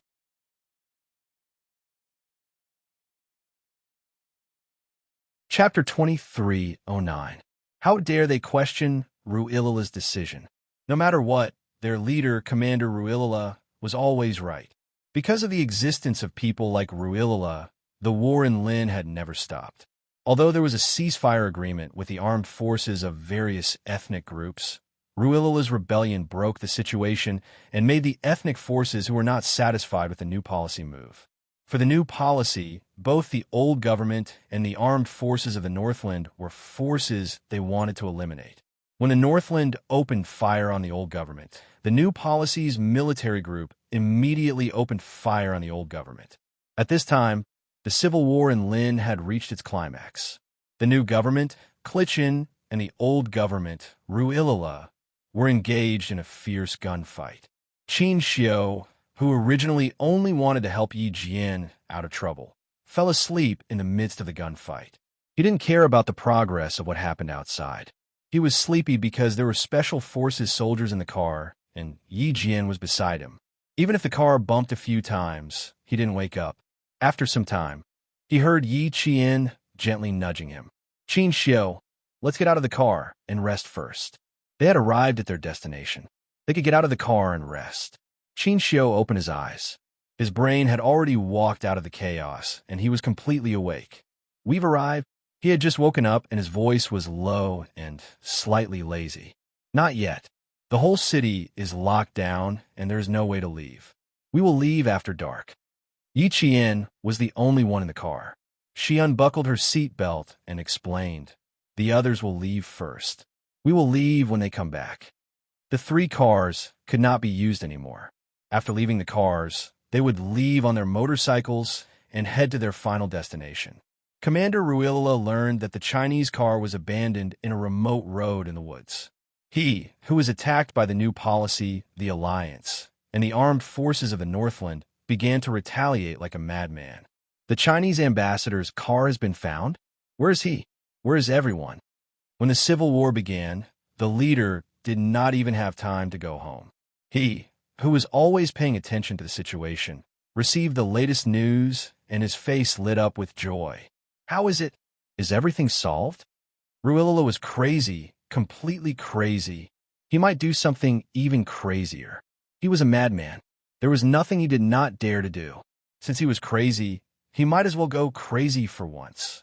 He would give the Chinese side a warning. You want to be strong? Let's see who will lower their heads first. However, the new government had underestimated Relira's madness.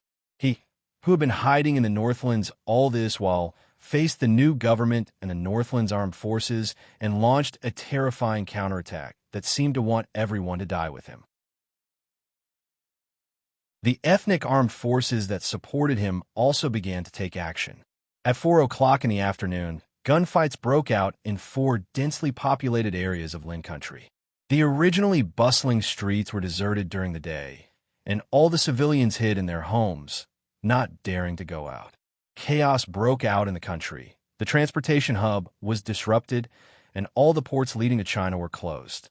The street was empty, as if it had been ransacked. Half an hour ago, there was no one on the street. Not even the beggars dared to stay. For their own safety, they all hid.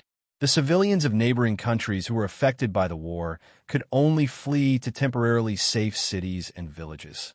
Then, the crazy Ruilala extended the cannons to the point that even the forest had a sound that stopped the clouds and shook the earth. Wherever the war spread, the gunshots did not stop, and the thick smell of gunpowder filled the air. J5, who had abandoned the motorcycles, brought Yi Qian and the others to a motorcycle repair shop in the slums of the city. The shop was not big, but there was a 2-story wooden house at the back. Not many people came out, and J5 brought Yi Qian and the others to the wooden house at the back.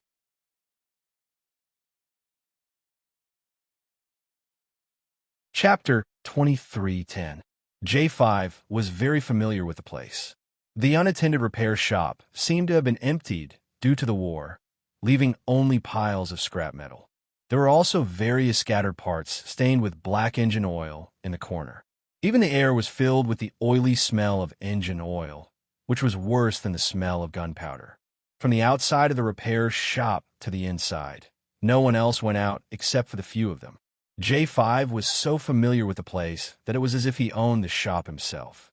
They passed through a triangular canopy made of raindrops, passed through a small house made of wooden planks, went around a stone wall, and pushed open a self-welded iron door. Finally, they arrived at the second floor of the small wooden house that they could see from the outside. This place and the place they passed through were like two different worlds. The outside was dilapidated and messy, but here, an unknown tree with thick branches supported a peaceful green space in the backyard. The front yard was messy, while the backyard was quiet. It was clear that the owner of the repair shop was very particular about life. Climbing up the wooden ladder to the second floor of the small wooden house, J5 pushed open the door to the second room and smiled at Yiqian. Yiqian, you can rest in this room. We'll stay next door. It is very safe here. You can take a nap and get some rest. Yiqian looked into the room. The furnishings were very simple. There was only one bed, two bedside tables, and a coat rack. However, it was very clean. Even the floor was so bright that it reflected light. It is so clean. I should take a shower to get rid of the dust. V8 leaned forward and looked into the room. He could not be more satisfied with the temporary place to rest. Yiqian was about to take off her shoes when she heard him say that. She sneered. Then I will have to take a shower first. There is a private bathroom inside, J5 said as he pulled V8, who was about to take off his shoes. Yiqian is going back to her room to rest. Why are you taking off your shoes and following me in? Caught off guard, V8 staggered. He was at a loss. I am resting. Why else would I go in? Shuang had already taken the initiative to open the door next door. He stuck his head out and said to V8, I'm going to take a nap. You guys can continue chatting. K7, who was the last to arrive, was the same as before. As soon as he exited the combat zone, he pushed open the door and walked into the first room. He needed to catch up on his sleep. J5 patted V8's back and said, This is Yi Jian's room. You're a man. What are you trying to do by going in? With his comrade's reminder, V8 immediately realized how stupid he was. She slapped herself hard on the forehead and hurriedly explained to Yiqian, I'm sorry. I'm sorry. I thought everyone was resting in the same room, so I didn't think too much about it. Sorry. I'm sorry. He really did not think too much about it. Usually when he was on a mission with his comrades, he would not consider who was sleeping in the same room. He had forgotten that even though Yiqian was his comrade, they were of different genders. Yiqian saw the embarrassment on his face. Her eyes moved slightly, and she vaguely guessed what was going on. She pursed her lips and smiled. I can understand. You forgot that we are of different genders, right? V8 was a little embarrassed after his thoughts were seen through. He smiled awkwardly. Yes, I really forgot. It was mainly because in the battle just now, Qing Niao's ferocity made it easy for people to forget that she was actually a female soldier. She was more like a male soldier than a male soldier.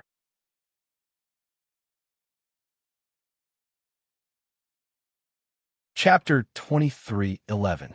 Qin Xiao, who was standing next to him, couldn't help but cough lightly to hide the smile on his face. It was obvious that Yi Qian had a good relationship with this group of Special Forces soldiers. Only comrades who had fought side by side could have such a harmonious camaraderie.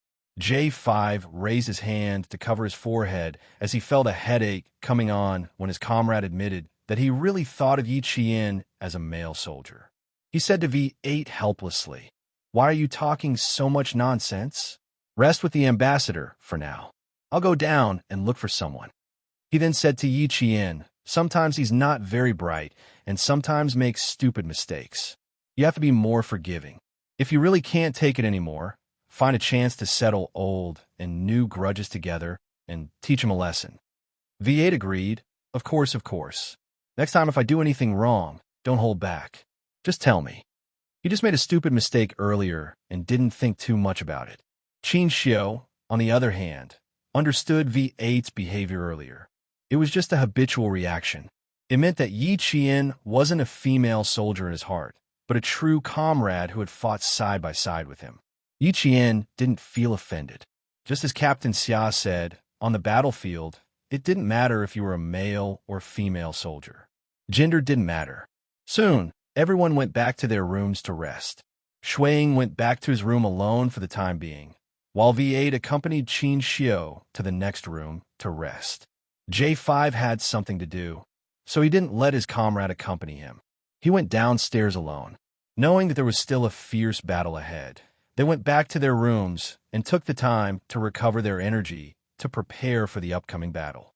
J5 said it was safe enough to sleep here. Yi Qian went into the room and immediately laid down on the bed without taking a shower. Although the repair shop was located in the slums and the outside was dilapidated, the room was clean and tidy. Even the bedding had a faint fragrance of soap. The temperature in the city was pleasant, neither hot nor cold. The temperature in the wooden house was also very comfortable. Yi Qian, lying on the bed, smelled the faint fragrance of soap and fell asleep in less than 3 minutes. Even Qin Xiu, who had taken a nap in the car, fell asleep immediately after taking a shower. In terms of combat ability, he was worlds apart from them. Now that his home ground was over, he had to work hard to not be a burden to the special forces. No matter how he spent the night, he had to keep up with them.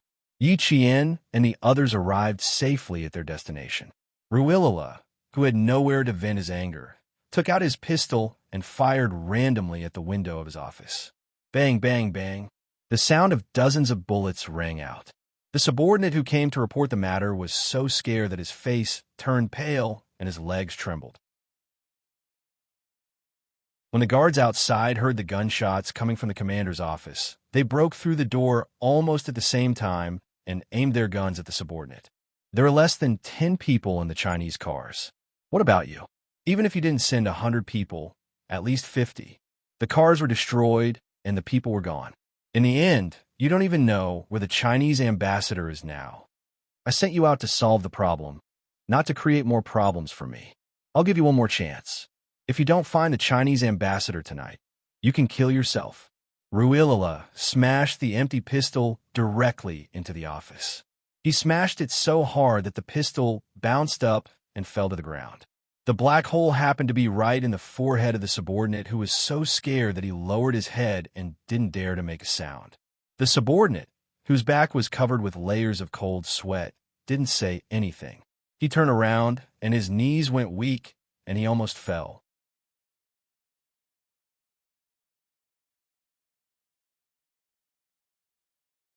Chapter 23:12. The guards who rushed in also hurriedly retreated. No one dared to make their commander angry at this time. Clichin, the leader of the New Deal, frowned when he finally received news of the Chinese ambassador. It's one thing for the 10 cars Ruilala sent out to surround the Chinese ambassador, but now even the people we sent out don't know where the Chinese ambassador went. So many people surrounded the Chinese ambassador, who had less than 10 people with him, but they were all annihilated. Although the results sounded unbelievable, he felt a little better when he thought about how the people who died were sent by Ruilala. Now, even the people sent by the new government couldn't find the Chinese ambassador. What kind of people were the people around the Chinese ambassador? How powerful were they? Since when were the people sent by the Chinese side so powerful? They were so powerful that he couldn't sit still. We also find it unbelievable. After all, the people sent by Ruilala weren't elites. It's normal for them to fail.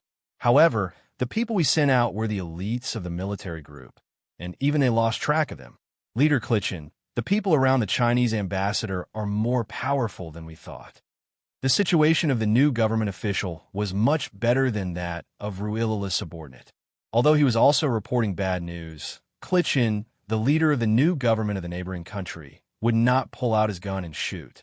He secretly wiped the fine hair on his forehead and said softly, "General Wu Wainu is very angry."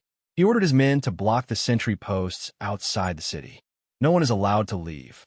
In the city, the war between the old government and the new government was not over. The whole city was locked down, and even the civilians couldn't leave. They could only stay at home. Only the city was locked down, and no one was allowed to leave. The other cities did not implement this. The civilians who were afraid of war fled with their families, not daring to stay in their homes that were destroyed by artillery fire. The new government and the old government knew that the Chinese ambassador had not left the city, but so what? They didn't know where the Chinese ambassador was hiding. For the neighboring country, This was definitely a disgraceful thing. The Chinese ambassador was in their country, in the city, but they didn't know where he was. It was too embarrassing. Clichin also felt embarrassed, but this matter was handled by General Wu Wainu. He couldn't interfere too much in case General Wu Wainu misunderstood that he was questioning the ability of the military group. But what if the Chinese ambassador left and returned to China? There was a Chinese saying, "There is no turning back." They had already made up their minds and did not regret the decision they had made. If the Chinese ambassador discovered their intentions and told the Chinese leaders, the diplomatic relations between the neighboring countries and China were not so friendly. "We will follow your arrangements, General Wu Wainu. The new government will continue to cooperate fully." Clichin thanked General Wu Wainu, who was close to the Western nation. The new policies and the military were inseparable, and they absolutely could not clash. Since they were both working for a common goal, it was natural to maintain the relationship between both sides. The old government and the new government did not give up on searching for the Chinese ambassador. They fired and sent people to search for him. Yi Qian, who had been sleeping on the bed, was woken up by the gunshot. She leaped up from the bed and quickly rushed to the window. Her slender fingers gently lifted a corner of the heavy curtains. The entire city was in chaos. Even their slums, which were located at the edge of the city and not far from the suburbs, were affected.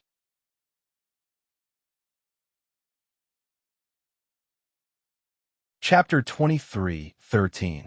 There was a knock on the door. Yi Qian gently put down the curtains and walked to the door. She heard J5 say in a low voice, "Open the door, it's us." The door opened and J5, K7, Shui Ying, Qin Xiu, and V8 walked in one after another. All five of them had serious expressions and their eyes were dark. It was obvious that they were not optimistic about the current situation. Everyone underestimated Ruilala's madness. He has already started a civil war on a large scale. The entire neighboring country has fallen into a civil war on a larger scale than 1994. Sitting down, Qin Xiu's elegant and handsome face was dark and gloomy. Even the habitual, gentle smile at the corner of his mouth had disappeared. He might have known that he would be defeated, and before he died, he dragged the new policies of the neighboring country down with him. "Our current situation is the worst that I had imagined." His gaze slowly swept across the faces of the special forces in front of him and slowly stopped on Yi Qian's face. He stared at her deeply. "I actually had a call with the Ministry of Foreign Affairs in the early morning. Ruilala's existence is a threat to our country. He dared to instigate a rebellion because he has the support of the Western hegemonic countries. He has enough ammunition and military support behind him. Therefore, he must be eliminated. He must not be allowed to contact any of the neighboring countries' armed forces, especially the new policy. The new policy has always wanted to gain the support of the Western hegemonic countries. If the Western hegemonic countries want the new policy and the old policy to work together, the combined forces of both sides will further democratize the entire country. This is not necessarily a good thing for our country." V8 seemed to have thought of something and nodded in understanding. "What you said to Yi Qian in the car before was actually a warning to us in advance, right?"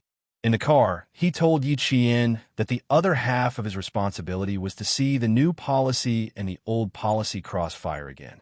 In fact, it was not a last-minute decision made during the negotiation, but a joint decision made with the Ministry of Foreign Affairs in the early morning. V8 was completely convinced by the courage and insight of the diplomat in front of him, who was no less than a soldier. With Qin Xiu's explanation, J5, Shui Ying, and K7 didn't look as worried anymore. J5 even smiled and said, "As long as our country has a plan, we'll be fine. Right now, we just need to leave this place safely and gather with our other comrades." Qin Xiu had never asked about the military's arrangements. He didn't know where the other special forces soldiers were or what they were doing. Out of curiosity, he didn't ask. Just like how the special forces protecting him did not ask about his arrangements with the Ministry of Foreign Affairs. These were all secrets of their respective professions. Outside the room, there was a series of thuds. It sounded like something was hitting the wooden floor. It came from afar until it finally stopped outside the room. The J5 in the room said in a low voice, "It's the sound of the shop owner. It should be the things we asked for." Just as he finished speaking, the owner of the motorcycle repair shop hissed, "Everything you need is here. Come down and have a look." After the innkeeper finished speaking, he left without waiting for a response. When Yiqian heard this, he understood that the innkeeper was also a person who could not walk. There seemed to be a lot of people who could not walk in Linzhou, both men and women. J5 walked away. V8 smiled and said, "He's pretty good. No wonder we took such a long detour to find him." He was referring to the shop owner. After leaving for a while, J5 came back. "Everything is here. Come down and have a look." "Ambassador, come down and have a look." This was an inconspicuous motorcycle repair shop. The outside was as run down as a house in the slums. However, when they walked in, they realized that it was a completely different world.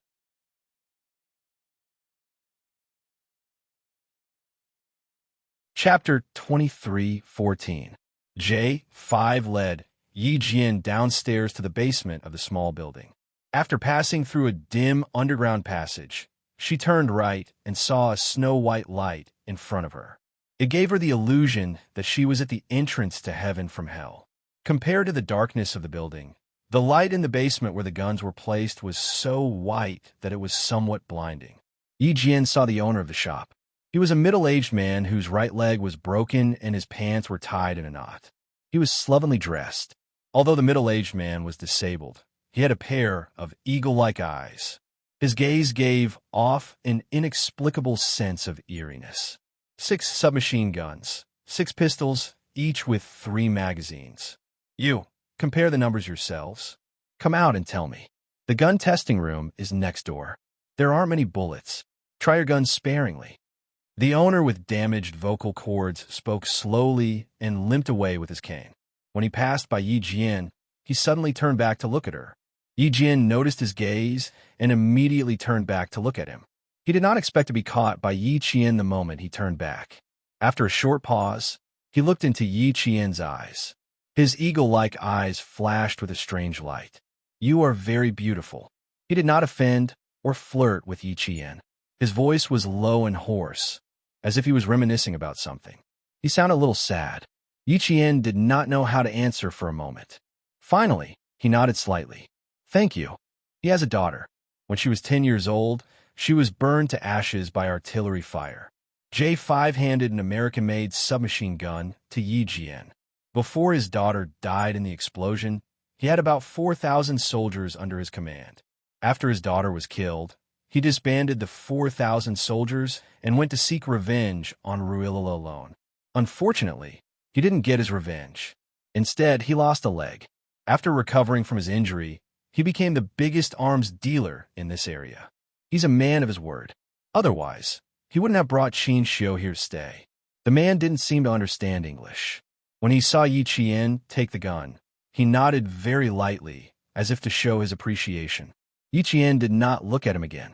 He lifted the gun with both hands to check if it was okay.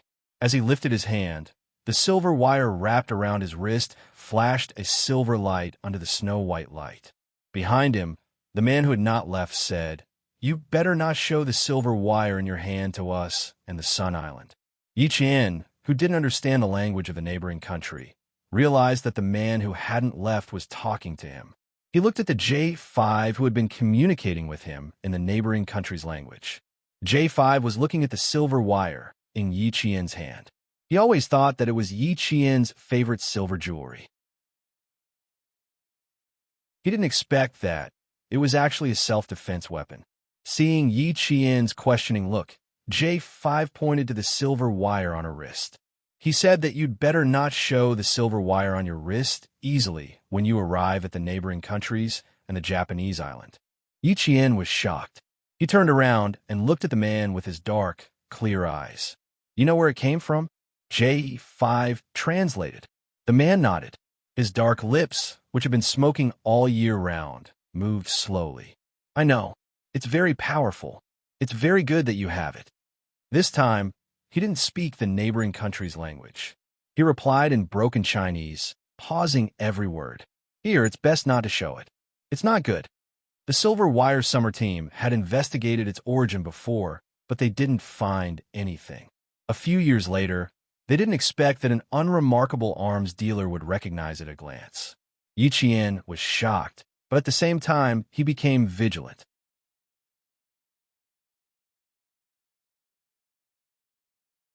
Chapter 23:15. You're going back to China. You come with me. The man said in a hoarse voice as he limped out of the basement with his crutches. When he suddenly said, back to China, J5's expression did not change. Yi Qian and the others' expressions turned cold. V8 even raised the gun in his hand.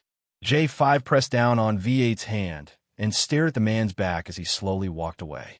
He said to Yi Qian, who doesn't mean any harm, Yi Qian, go with him and see what's going on. His name is Kuan Dan. You can call him by his name. Anyone who knew Kuan Dan knew that not only was Kuan Dan good at keeping secrets, but he also never chatted with the customers who came to him. If the customers wanted guns and ammunition, he would provide them. The guns were good and the money was clear. He would continue to live in this motorcycle repair shop that few people would come to. Yi Qian did not trust the man, but he trusted J5. He nodded and stepped forward to catch up with the man who had a strange expression and behavior. Let's go test the guns first. J5 waited for Yi Qian to pass through the dim underground passage before he said to V8 and the others, hurry up. I'll go take a look. I'm a bit worried. V8's thick eyebrows furrowed. You test the guns with them. Trust me, brother. Yi Qian will be fine. J5 smiled and patted his comrade's shoulder.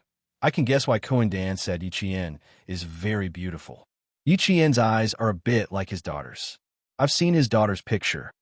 Qin Shou was also very worried. Someone who could provide firearms, even if one of his legs was disabled, was still a dangerous person. Ambassador, let's test the guns first. Don't worry, I promise that Yi Qian will be fine. J5 had already seen Yi Qian walk out of the basement just now. Even an excellent diplomat like them subconsciously took a small step forward, intending to follow him. He smiled and said, although he's a dangerous person, he can guarantee the safety of all the customers who come here to take guns. Shuang had already finished checking the numbers. They took the pile of lethal weapons and entered the gun testing room. It was a very professional shooting room. Qin Shou put on his earmuffs, held the gun in a very standard posture, and fired a bullet. Not bad. There was a bullet hole in the target. Qin Shou turned back to look at his side. He had a faint smile on his face. He had held the gun and tried it out, but these special forces soldiers had checked the inside and out of the gun before they started shooting. Bang, bang, bang, bang. The few of them finished shooting at the same time. The sound of the gunshots was so loud that he could hear it even with his earmuffs. After the pistol test, the few of them picked up the micro guns at the same time. His movements were so neat that it was as if he had practiced it thousands of times and could maintain the same movement without any communication. Bang, bang, bang, bang. Compared to his serious shooting, the Special Forces soldiers' shooting was much more casual. When they picked up their guns, they didn't even see how they aimed before the bullets were fired. This was the difference between him and them. As the saying went, every field has its own specialization. Outside, Yi Qian saw Kuan Dan use an iron hook to hook open a manhole cover. He turned his head and pointed down. Without saying anything, he went down first. Yi Qian pursed his lips, took a light breath, and slowly followed him down. Under the manhole cover was a simple ladder welded with steel bars. Although Kuan Dan only had one leg, his arm strength was quite impressive. He used one leg to climb up the ladder. The seemingly inconspicuous motorcycle repair shop was full of surprises. Under the manhole cover was a complicated underground air raid shelter that was warm in winter and cool in summer. Kuan Dan lived here and had everything he needed. Yi Qian walked in and stood at the exit. He didn't walk in immediately.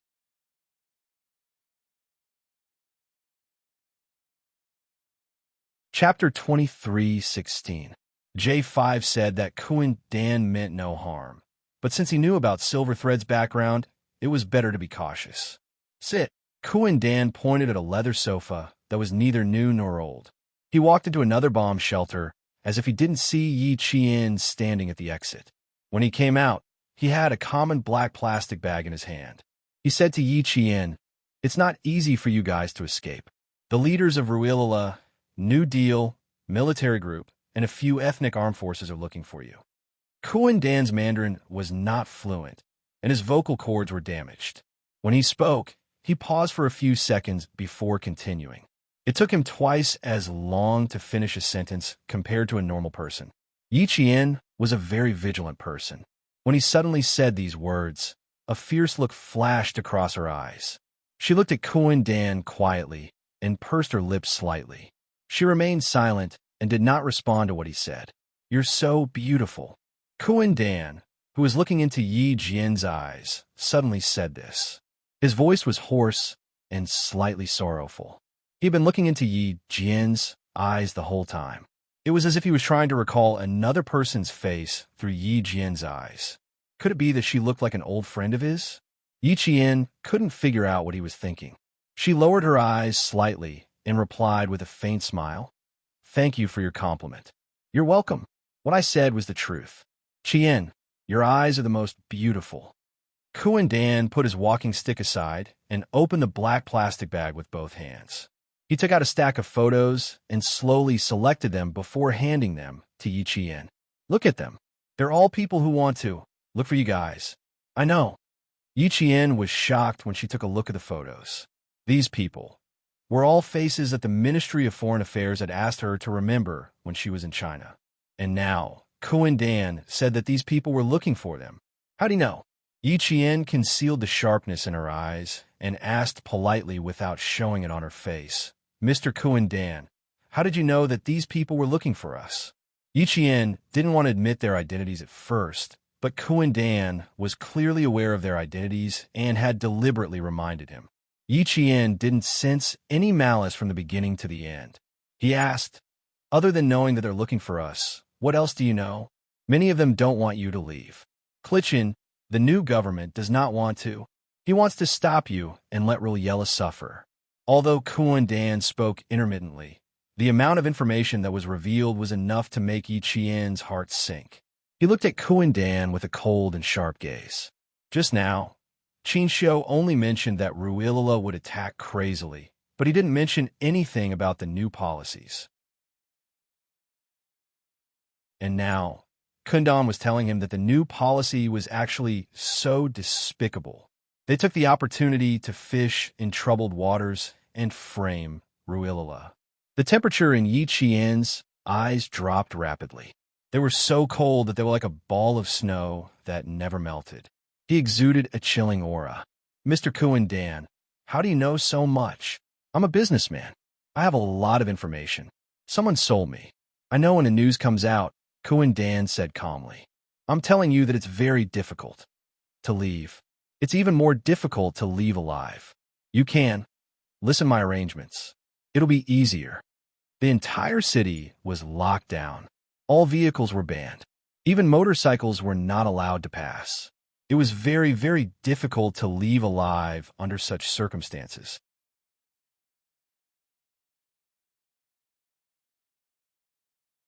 Chapter 23:17. Yi Qian was a little tempted, but she didn't trust Kuan Dan. However, she didn't mind listening to his arrangements first. She asked politely, "Mr. Kuan Dan, can you tell me about your arrangements now?"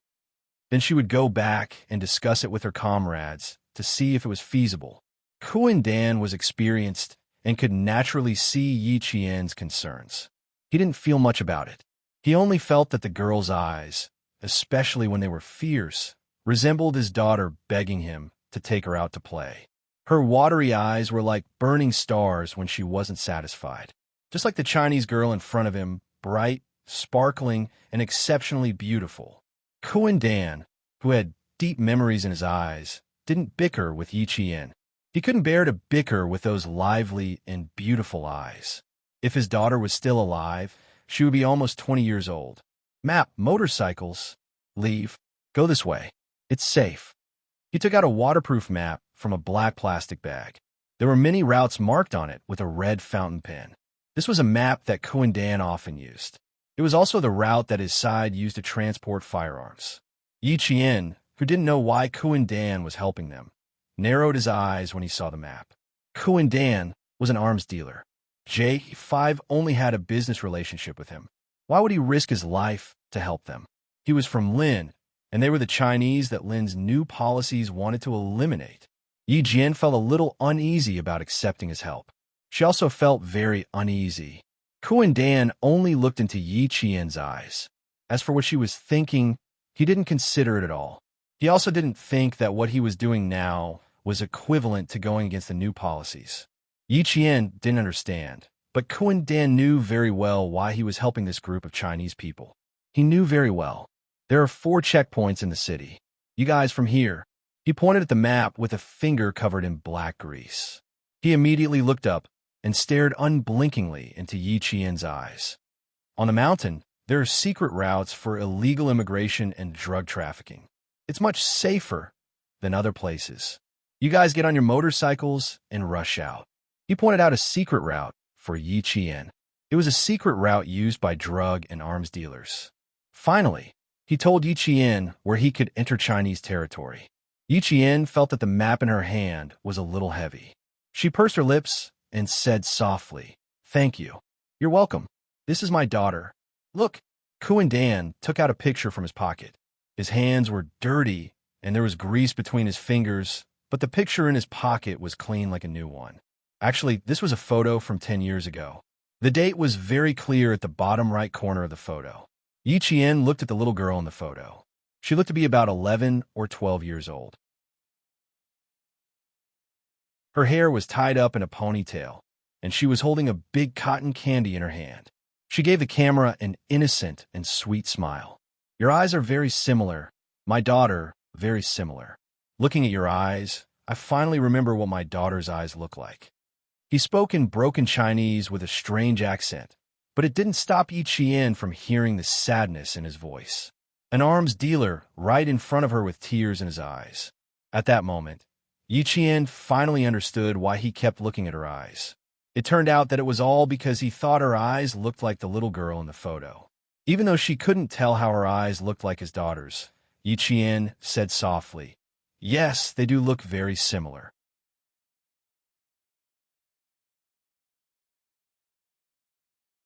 Chapter 23:18.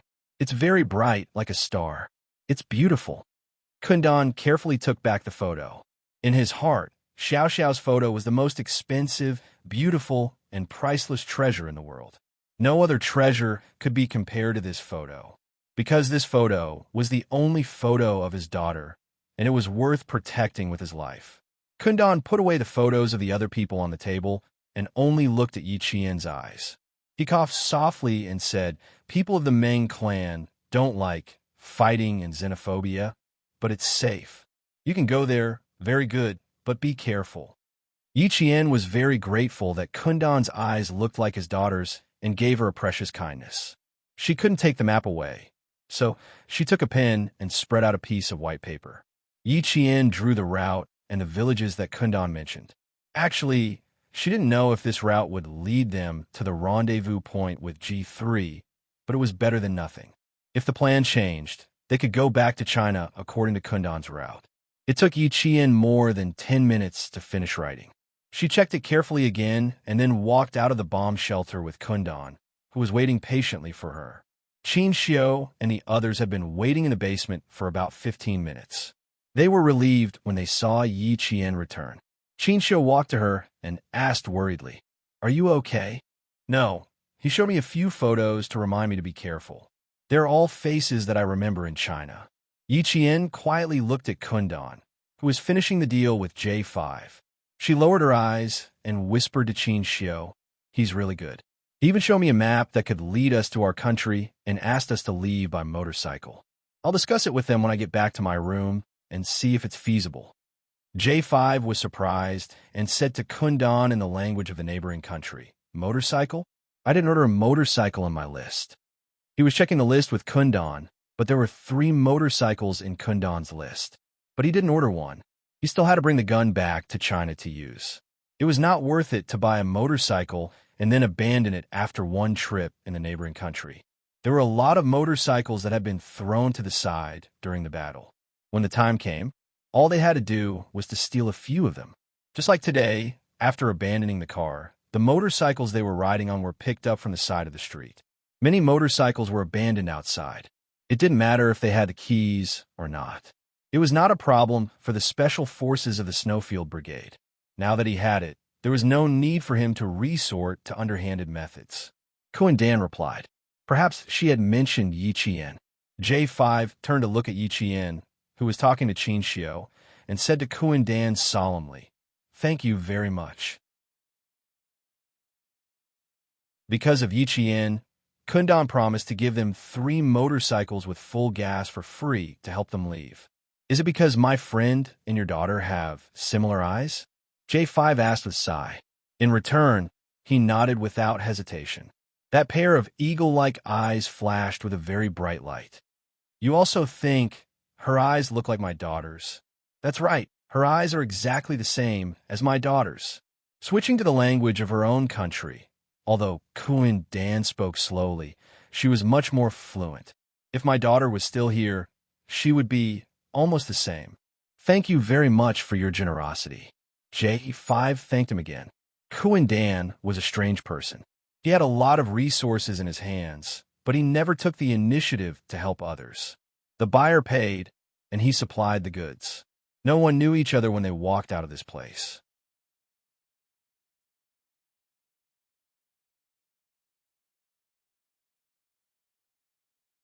Chapter 23:19. But today, because of Yi Qian, he had made an exception. Not only did he provide them with motorcycles, but he also provided them with a secret route for the arms and drugs trade. For them, this was exactly what they needed. When they came out of the basement, they heard sporadic gunshots nearby, but the gunshots in the center of the city were still intense. When they returned to Yi Qian's room, J5 asked Yi Qian to take out the road map that he had prepared earlier. He then took out the city map for reference. The map was drawn on white paper that was neither waterproof nor fireproof, so Yi Qian was extra careful when he took it out. He was afraid that he would tear it. Start from the auto repair shop and walk along the west side of the city. This way, we can avoid the old government and the new government. J5's finger gently traced the road map that Yi Qian had drawn. Then he looked at the city map and said solemnly, "The route that Kuan Dan gave us is a secret route for the arms and drugs trade. It's much safer than the route that I had prepared earlier. The route that he pointed out is the same as the one that we left the city in, so it's much faster to leave the city. The way back to China is also very short. If we don't need to meet up with our comrades, the route that he pointed out is indeed a good way to get back to China. Unfortunately, we can't choose to go back to China. In the end, they needed to meet up with their comrades, not go back to China directly. Therefore, they could only use half of the route that Kuan Dan had pointed out. The rest of the route remained the same. It's much more convenient to have motorcycles. If everything goes well, we will arrive at the Shan village around 2 o'clock in the morning. The village is semi-sealed.